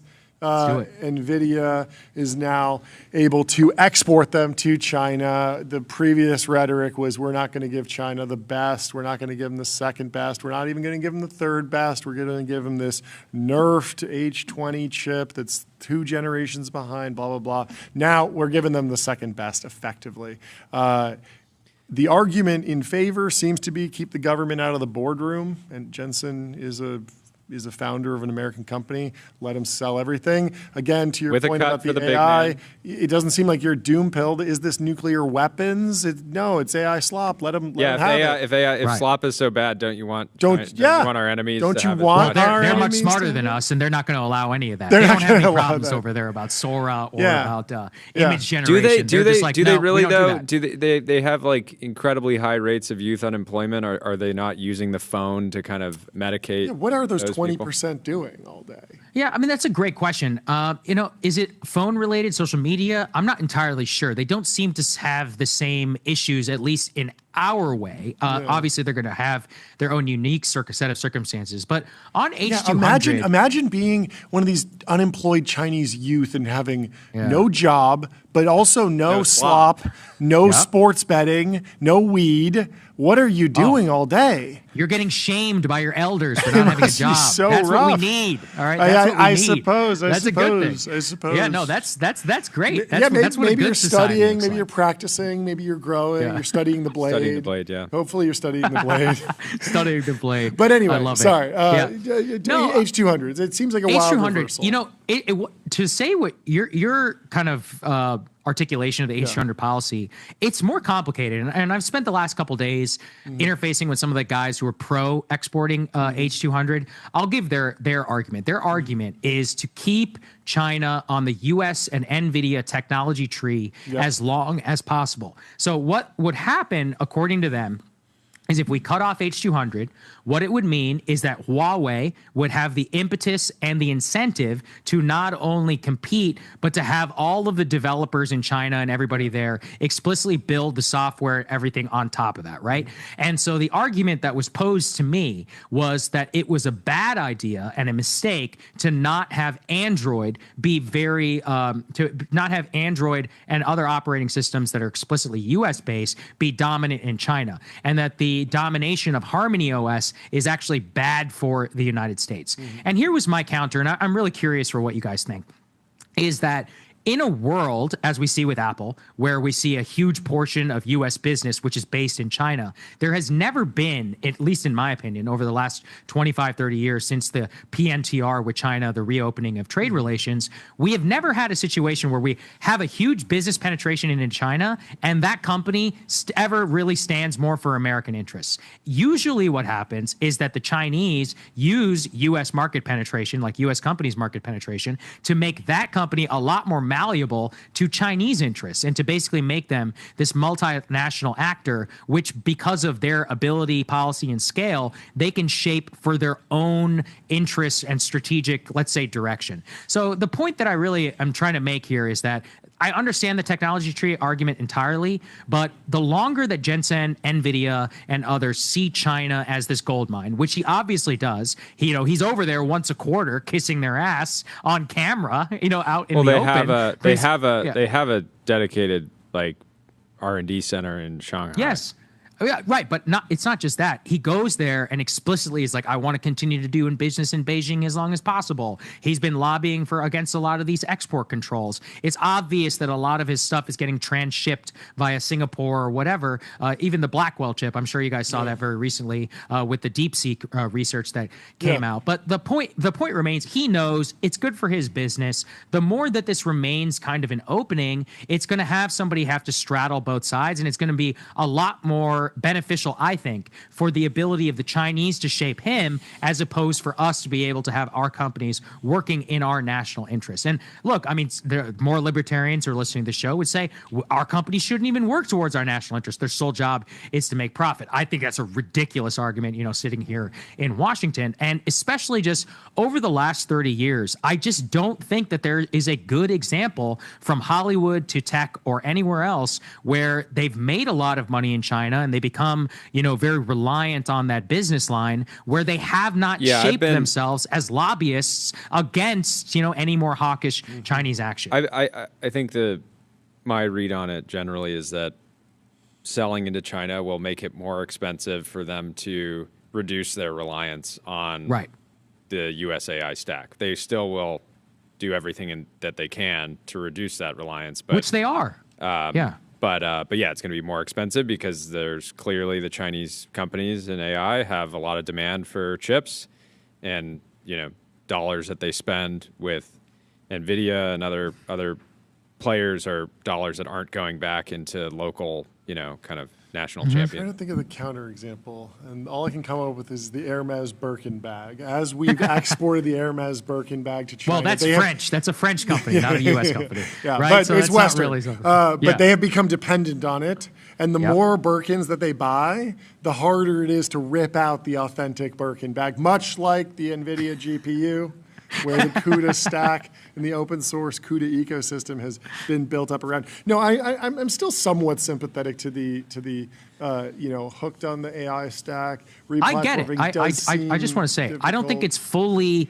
I don't think it's wrong. I think it misses the forest for the trees. They're looking at it purely from a technology question. I'm trying to point out the dangers of extending this relationship. And also, let's look at the Chinese side. The Chinese were like, yeah, we may not even allow H200 in the country because they want Huawei to compete. Yeah. They want to create but I think the they said that. incentive. Yeah, I but think that's they said actually more that of a because of bull case, Lutnick's comments that they were very offended by, which he was like, "We're trying to get him addicted. We're not going to give him our first, second, third, fourth. We're going to give him our fifth best." And they were like, "Actually, we don't want any." And also, the country's not a monolith. Like, it's very clear that, even if the CCP says, absolutely not, they're banned, there's still a world where, a Chinese company smuggles them in and uses them 100%. against the CCP's will. That could have a dynamic where that boosts the CUDA ecosystem further. Although I don't know why you'd be open sourcing CUDA software if you're stealing NVIDIA or smuggling NVIDIA in. Yeah. That's probably a good way to draw the ire of the CCP. But who knows, of course. We'll see how this plays out. I still think a lot of the reason why this H200 news is not so much of a firestorm is because this year has been somewhat of the end of the AI doomer narrative. And we've been backing off this idea that these are nuclear weapons. More and more people have been using the models ChatGPT is 3 years old now. OpenAI is 10 years old now. And after 3 years of everyone saying, or all the wild, crazy people in Silicon Valley saying it's going to kill you next year, it's like, okay, boy who cried wolf, the sky is falling the second year. Yeah, or it's going to kill you more slowly because everyone falls in love. It's become more abstract. And so I think there's this idea that just one more training run and then it's the super intelligence and it's run away and it's going to completely dominate and it's either the United States or China. That narrative has kind of fallen by the wayside a little bit. And so I think people are maybe more accepting of export controls loosening. My question is just do you agree with me that it was a phenomenal L by the tech community to come out so early with this AI is going to kill everyone narrative? That just feels like AI is the first technology that we've had since the phone, social media, software in the cloud, the internet. All of those were products that I feel like they were technologies that were enjoyed by people for years. Yep. And then we had the conversation about what are the phones doing to us? But we got 10 years of phones are cool. Right? And then we got, okay, maybe we should, understand if they're addictive. And with AI, it's out of the gate, we hate it. That's why I'm not yet ready to say they stopped saying that. I'm like, no, they still say it, guys. Yeah, Elon was on Rogan the other day being like, hey, you're never even gonna have to work again. Don't worry about it. And Jensen, what did he say recently on Rogan? He's like, all knowledge in the world will be AI. Yeah. And that's fine. I was like, is it fine? I mean, I was watching Sam Altman on Fallon and Fallon comes to him with the premise of give me the pros for ChatGPT, give me some examples of how people can use it for good things. And then he's like, and I got to ask you about the cons. What are the cons of this technology? And I was like, no. If Tom Cruise was sitting there doing the interview and he's like, give me some reasons why, moviegoers might like the new Top Gun. And then he's like, now give me some reasons why people might hate the new Top Gun. Tom Cruise would be like, what are you doing? No, I'm not talking to you about the negatives of my movie. Get out of here. I'm here to promote my movie. And same thing with, any technologist that goes through the normal late night circuit. Normally it's like, oh, wow, you invented this new trinket. And you can buy it at the local Walmart this Christmas. Amazing. You made a gadget. And with AI, it's always about the negative has just been so drilled. Fair. Well, that's because it's new. People that's don't. Their own fault, people don't. Yeah, that's what I'm saying. Well, yeah, it's like you could write a story every day about violence that happens in grocery stores, right? But it would not. Grocery stores have been around so long. Everyone knows. Every time you walk into a grocery store, one guy who controls all grocery stores. Okay, so it's it's a little different. And look, I mean, again, to their point, Sam and them don't do themselves no favors. When he's like, I can't imagine raising a baby without ChatGPT. Look, maybe just me. I'm like, whoa, man, I don't know. Again, it's just one of those where, look, they sold domination of our lives, our not only in terms of our digital lives, but saying that they were going to take away our physical ability to work, education. They said we're going to take away all knowledge and we're going to feed it back to you. So I'm still not ready to just be like, you're extrapolating come a little on, bit. Man. He said all knowledge will be AI. But you're sort of piecing together like three different statements, which is fair. Yeah, but those are because that's really how people perceive the tech statements. industry. All Reddit will be AI. There'll be one human on Reddit just running around talking to. That's the shit that they say, guys. They're like, you don't need to work anymore. What's his name? Dario. I mean, you guys are acting like this is 3 years ago. I'm talking about like 3 months ago. You know, all the comments I just made, I think, are literally all within the last month. So they're continuing to feed the narrative, and I think people believe them, and I think that's the danger. Well, so fear really sells to the capital markets. Yeah. Like if you're somebody that has capital and somebody tells you that like all jobs are going to go away or half of all knowledge work, what do you want to do with your money? You want to give it to the guy who's going to take away the jobs, obviously. Right? And so I think that is the challenge is these people are having to go around and give the optimistic vision 1 hour, and then the next hour do the fear-based version of the story, and then the next hour do the optimistic, but then the content just gets shared everywhere, right? So it's like then everybody sees it, and they're like, wait, I don't really know what to believe at this point. Yeah, I mean, last time I was on the show, John, I have stolen your line completely. Credit card. I thought it was the best comp that I've heard. Is you were like, I think this will be like the credit card. We just made transactions more frictionless. It created more wealth. People built on top of it. And in general, people's lives were like mostly better. And it didn't, like horribly change anything, but it definitely was very valuable. I love that comparison. That's kind of the modal one that I'm working with right now. It just like leaks into all the different cracks. And I mean, there was data yesterday from our sponsor Ramp that 55% of businesses they don't pay for AI. And that's like, and it's slowing down. It's like flatlining too. So it's sort of like a bombshell. Like, okay, like there's a lot of businesses out there that are just like, I'm good.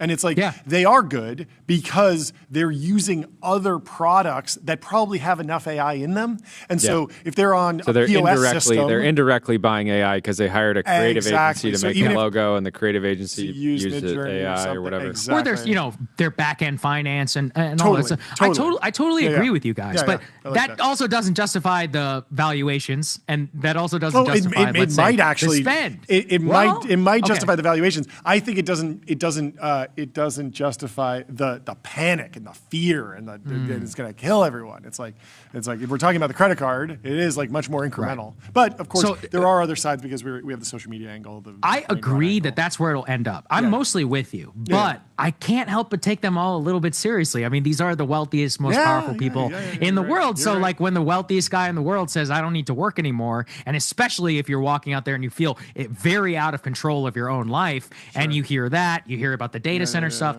that I've talked about here. You have a lot of fear about your own children and their addiction. You're watching their behavior. I mean, do you guys ever see your kids like my daughter is 7 months old, man. She's crawling for the phone. Like it starts so early. Like already I'm like, oh my God, I can't even use this thing in front of her. That makes me concerned. Does it make me a doomer? No, but it does make me feel like it makes me immediately calculate some of the downsides of the use of technology in my life. But letting her go for that phone might be what gets her into the 4% of gamblers that wind up making money. You got to start her young. You got to start her young. I forgot about that. You're right. Yeah. Is there an optimistic story being told by the cannabis industry about weed anymore? I feel like that one is just like people are just like, okay, it's well, they're still faking medical benefits, which is complete bullshit. But I mean, they're still talking about supposed medical benefits. There's a huge new study that just came out in JAMA. Almost all of the so-called medical benefits, total BS. It's all fake. People just want to get high. What is what it is. Somebody. They're always talking about people with cancer. Anxiety. They're talking about seizures, epilepsy. And the anxiety one is the fakest one out of all of them. But I mean, they're always like, it helps me sleep, and it's like, well, it knocks you out. That doesn't mean it helps you sleep. But it's like, does alcohol help you sleep? No, it actually makes your sleep, 10 times worse. You may not be, awake, but that doesn't mean that you're asleep. You'll be happy to know we were looking at a new studio space here in LA, and it checked every single box. There was a great space, but right across from it, you could see out the window like a pot store. And I was like, no way. I would.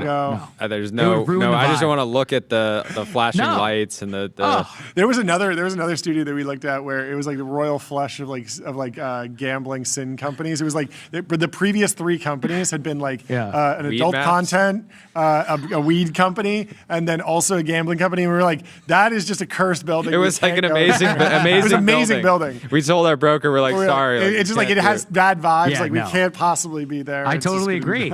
Oh, John, we should do debanking on the porn thing. Yeah, tell me. Yeah.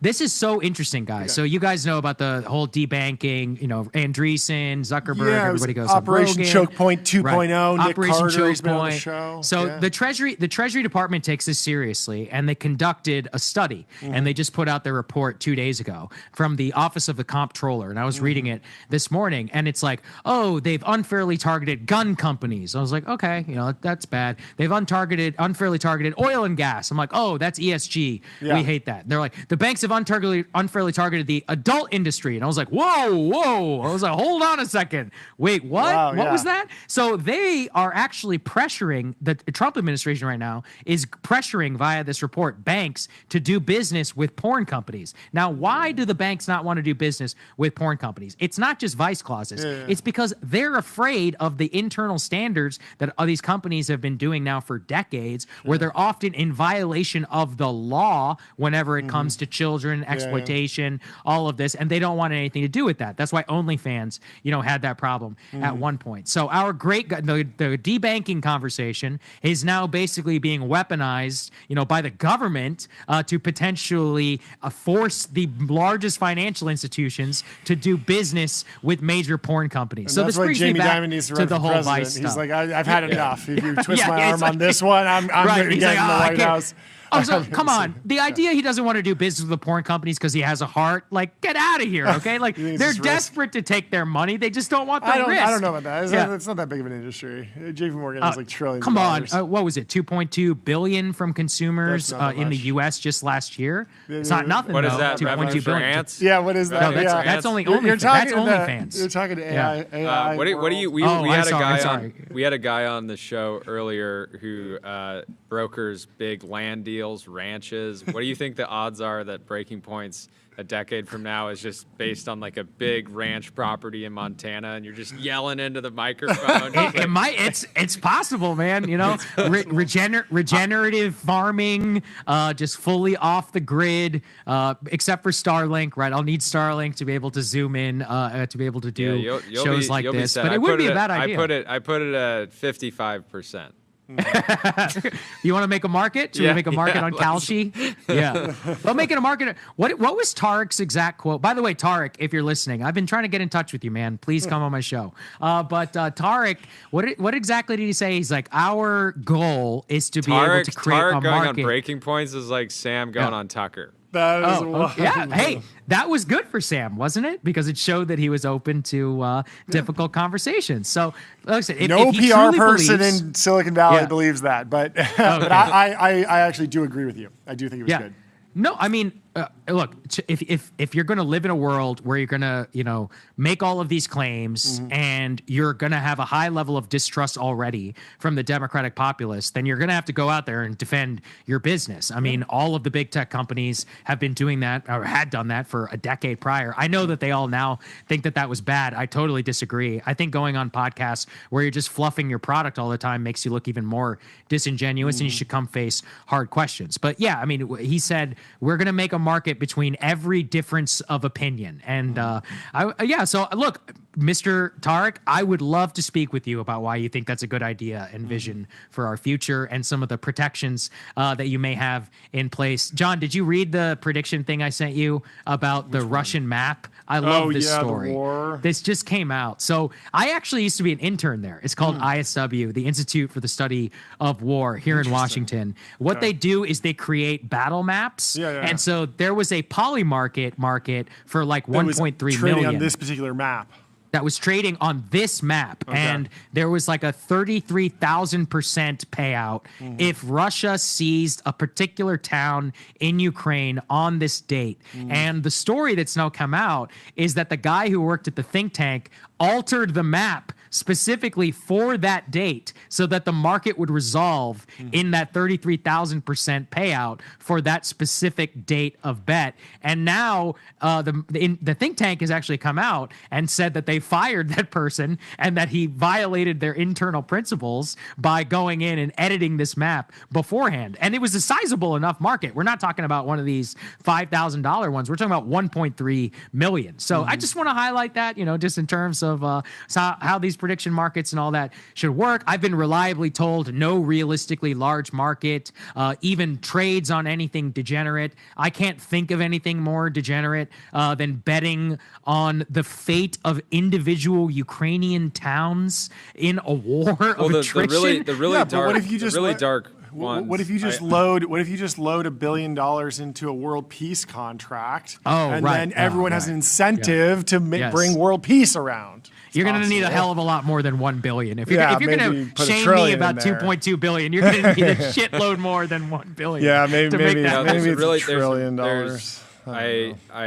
But I do believe in the next, call it 1 to 2 years, we'll see even darker markets, specifically around individual people. Like John was joking offline yesterday. He's like, Jordy, I'm going to load a market that Jordy's going to have I'm going to put $1 million into a market that Jordy's going to have an amazing year next year. And because I'm betting on you. He's gonna bet on me because he's my friend. He wants to bet on me. And then what happens? Somebody says, well, if I can make Jordy have a bad year, I can make a lot of money. So there you go. Anyways, the one I'm worried about the most is elections, because now we have state, not just the national level. I don't think the national level will be as corruptible, but what I worry about the most is individual counties. And these markets already exist. So, I mean, come on. Like, if you guys know anything about our election system, an individual clerk in an individual county, the ability to swing, let's say, a mayor's race, and people on Polymark already do these like parlay-esque style debate, bets where they'll be like, all X counties in the state will go for Trump or something just because they have a little bit better odds. These are massively open to manipulation. County level races, mayoral, at the state representative level. There is just way too much ability. Like the one I just gave you all is the classic example of somebody being able to manipulate just because it was based on a think tank map. And they never thought, some guy making probably 25 grand a year who makes the map isn't susceptible to a $1.3 million market. But I mean, in a lot of cases, our election infrastructure, it relies on volunteers, It's not even people who are paid. So I'm very worried about stuff like that, or individual primaries where there's not as much scrutiny. I mean, already we've seen there was the Google Insider. Did you guys see that one? Well, the Google I couldn't get to the bottom of that because what was weird was that was published by one of the. I was like, why are they admitting to this? And it's like, no, they're not. They're bragging. And so I don't know that I should even believe that it's real, because it's so counterintuitive that you would like kind of self-snitch in that way. It was very, very bizarre, and I didn't see it like truly fact checked, so I just kind of wrote it off as like, who knows, just chaos on the timeline. Right. I don't know. Anyway, thank you so much for coming on the show, Jordy. Anything else? We could do this all day, but we'll have to have you back in a couple of weeks. What are you doing? Anything fun this weekend? Let's lighten it up. Not this way. We're going shopping. Final Christmas. That's all it is. Merry Christmas. Let's play some Christmas music. Thank you so much for coming on. Thank you guys for having me. Always love you guys. I love you guys. Love you, dude. You too, man. I'll see you. See ya. Bye. Let me tell you about GetBezel.com. What a great way to go shopping for a luxury watch. You can shop over 26,000 luxury watches, fully authenticated in-house by Bezel's team of experts. You can head over to GetBezel.com. You can also get your loved one a billboard for Christmas. Go to AdQuick.com. Out-of-home advertising made easy and measurable. Plan, buy, and measure out-of-home with precision. You can also put an 8-sleep under the Christmas tree. 8sleep.com. How'd you do last night? Without exception. Fall asleep faster, sleep deeper, wake up energized. I better have won. 8 sleep last night. 87. I got a 90. Lay that sound effect. You're cooking the books. You're cooking the books. Cooking the books. You're cooking the books. You're putting a bunch of weights. You're putting a bunch of weights in the bed when you leave in the morning. No. Tyler loaded $10 into no, John will have a good sleep. And so I had to do it to win the $10. And hope everyone enjoyed the conversation with Saagar. Yeah. I think it's critically important that TBPN not just be an echo chamber of capitalism, libertarianism, and I think it's important. Tyler, what do you think about echo chambers? It's important to have an open dialogue. You like an echo chamber? I love echo chambers. I love echo chambers. I was going to say, I mean, I was born on the in prediction the markets, echo. I feel like I disagree with every single one of his points. Okay. Yeah. Like, elections, like that's like there's so much value in the information of like who people think is going to win. Yes, but if you're a local business owner, yes. there's a local election. Yes. Like there's and maybe one of the candidates says, oh, we're going to do this tax. We're going to start, change the regulation around building certain types of buildings. Yes. There's so much value in knowing that. Yes. Seeing that 6 months in advance, even 1 month in advance, that is valuable. If he's saying that someone has the incentive to like actually mess with the election, I mean that's like a felony. So like after one person, like does he think that more people at the ISW are going to mess with the map?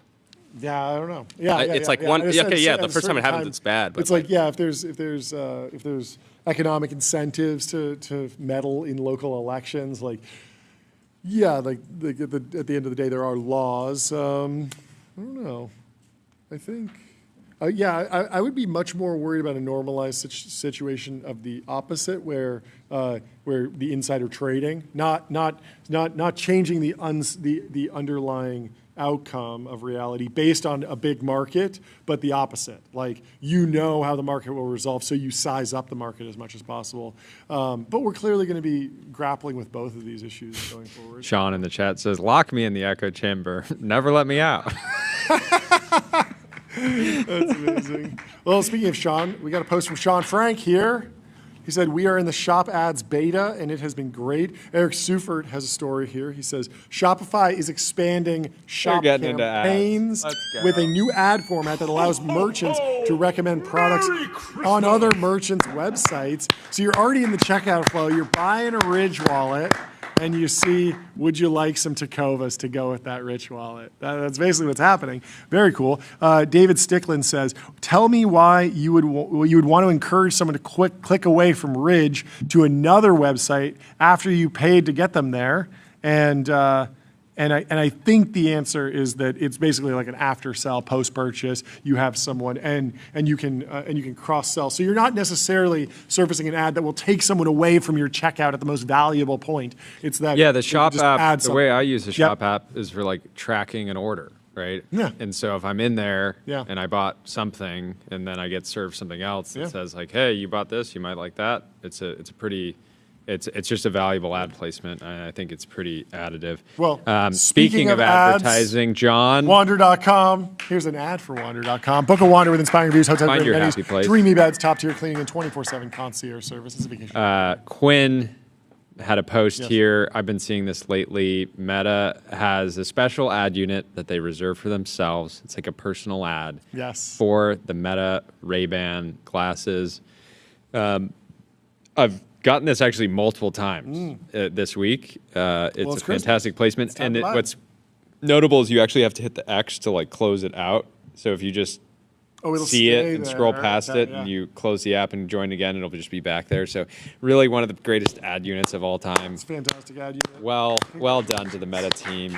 And sometimes you got to save the best for the family. I mean, I would advise this to anyone who's starting a sunglass business. Just get a few billion DAUs on a major social app so that you have effectively unlimited ad inventory. Take it public. Yeah. Have a bunch of cash flows from that, and then invest that into the sunglasses. Yep. I mean, with this ad unit, like these, the glasses better move. I better see some big numbers. Yeah. Because everyone should be aware of these at this point. But it is hard. It is a good gift, right? It's a great gift. It's the kind of thing a lot of people wouldn't necessarily buy for themselves, but they'll, get some enjoyment out of it if it's in a stocking. Flo over at Lindy is highlighting Max Meyer's post.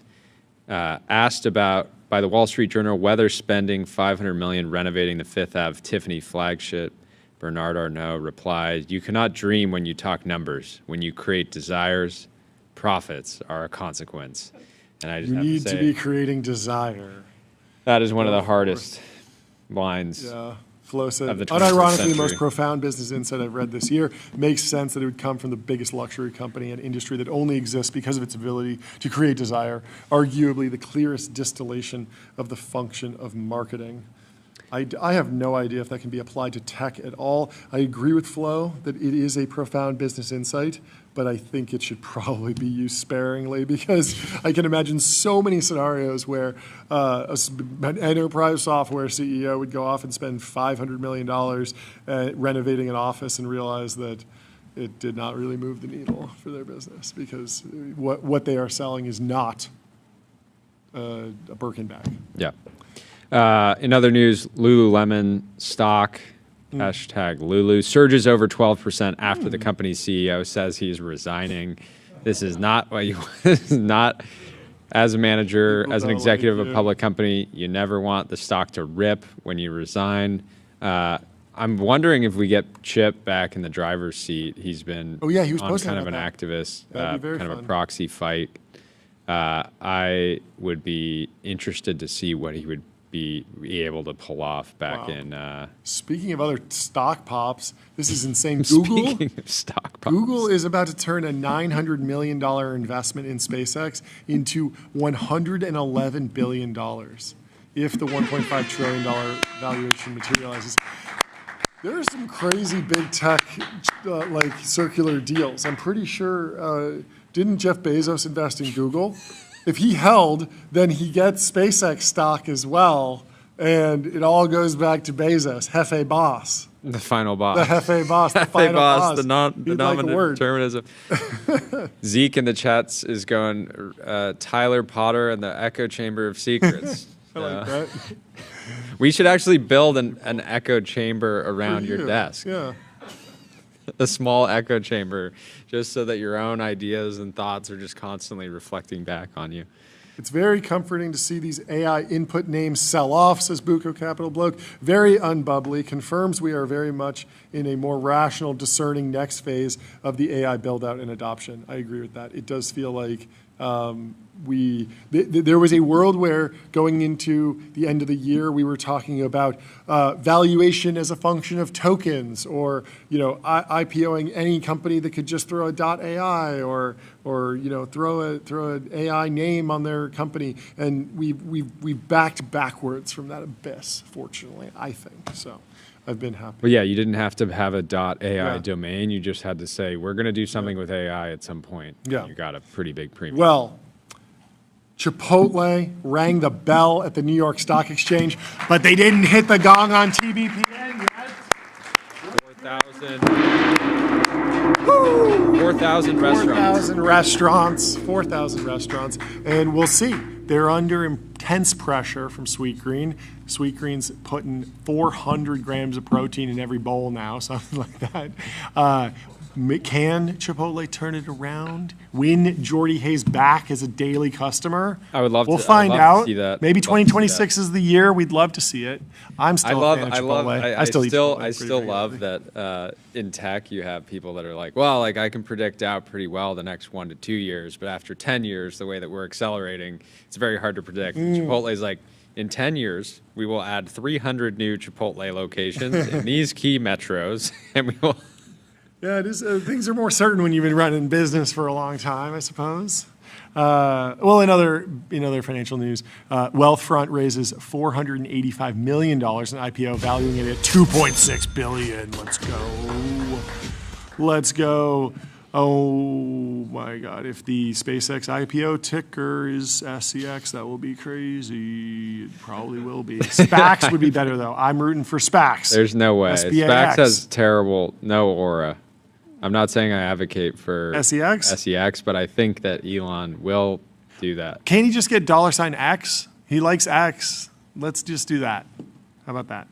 Anyway, what else is in the news? Is there anything else we should cover? There's some news around Substack, I guess Substack changed their how much you can read without installing the Substack app. They're really pushing the Substack app. Gurgly Orzos is upset about this. He says, my paid subscribers cannot even read my email without installing the Substack app. Eric Newcomer says, WTF. Bullish for Substack if they get everyone to install their app, obviously. Yeah, and Max Child is there saying, I was wondering if this was a growth hack. And Eric Newcomer says, for Substack, yeah, it's for their app, would be very interesting. I don't know if this would affect us. You should subscribe, TBPN.com. You should drop your email. You get a free newsletter. We don't have a paid version. I don't know if this affects us. We'll have to figure it out. We'll have to talk to Brandon. I'm sure it affects us. The newsletter's pretty long. And again, and so it's not sending the full thing in the email. You continue reading in the app, which is just this kind of decision. I like Substack as a business, but this decision is good for Substack, and it's not good for the reader, and it's not good for the person sending. Right? They could argue that it'll have a long-term benefit because people might be more engaged in the app. They might be more likely, but again, when you look at the data, at least for us, like 95% of readers are reading it in their email.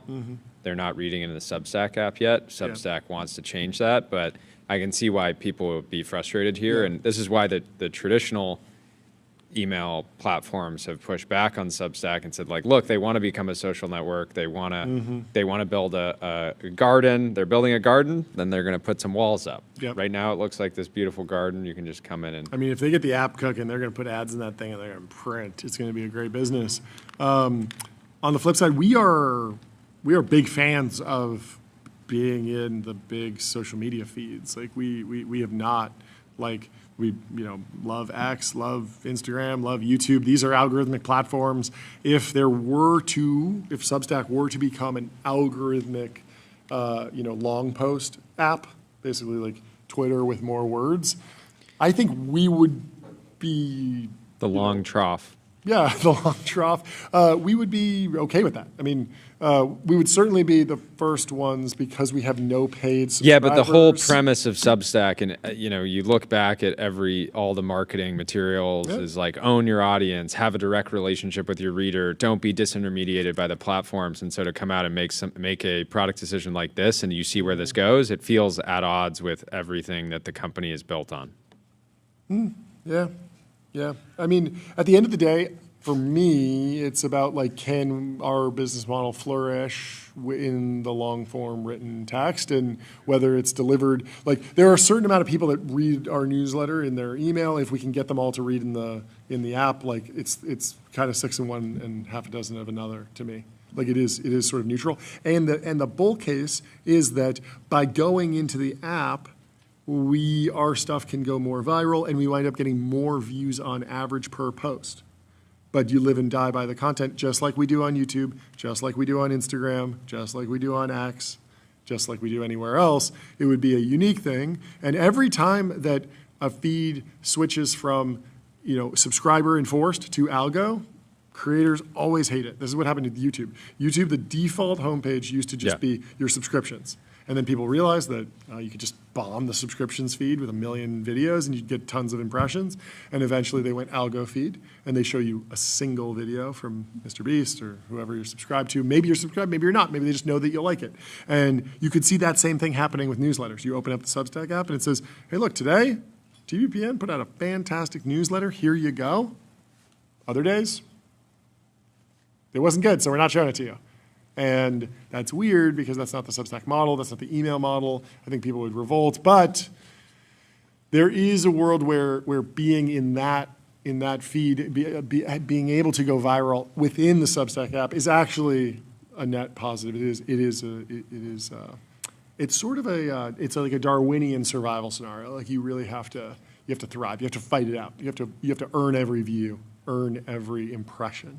But we'll see. We will assess. Yeah, it is notable. I don't think Chris or Hamish have responded to any of the criticism. Maybe they're responding on Substack. Maybe. Let's go over there. Maybe we should have it on the show. Debate it more. I don't know. It's interesting. But anyway, that concludes our show for the day. Have a great weekend. Merry Christmas. Thank you for listening. Leave us 5 stars on Apple Podcasts and Spotify. And we will see you on Monday. And 11 a.m. Pacific next sharp. week is Christmas week. You thought this week was Christmas week. Oh, we're just getting started. We're just getting started. We're just getting started. You're not going to be able to see us. There's going to be presents. Ready. We're going Christmas. We might be dressed up. Yes. We might be interviewing public company CEOs while dressed up. You'll have to wait and see. We hope you have an incredible weekend. Thank you for being with us this week. We'll see you soon. Goodbye. Love you.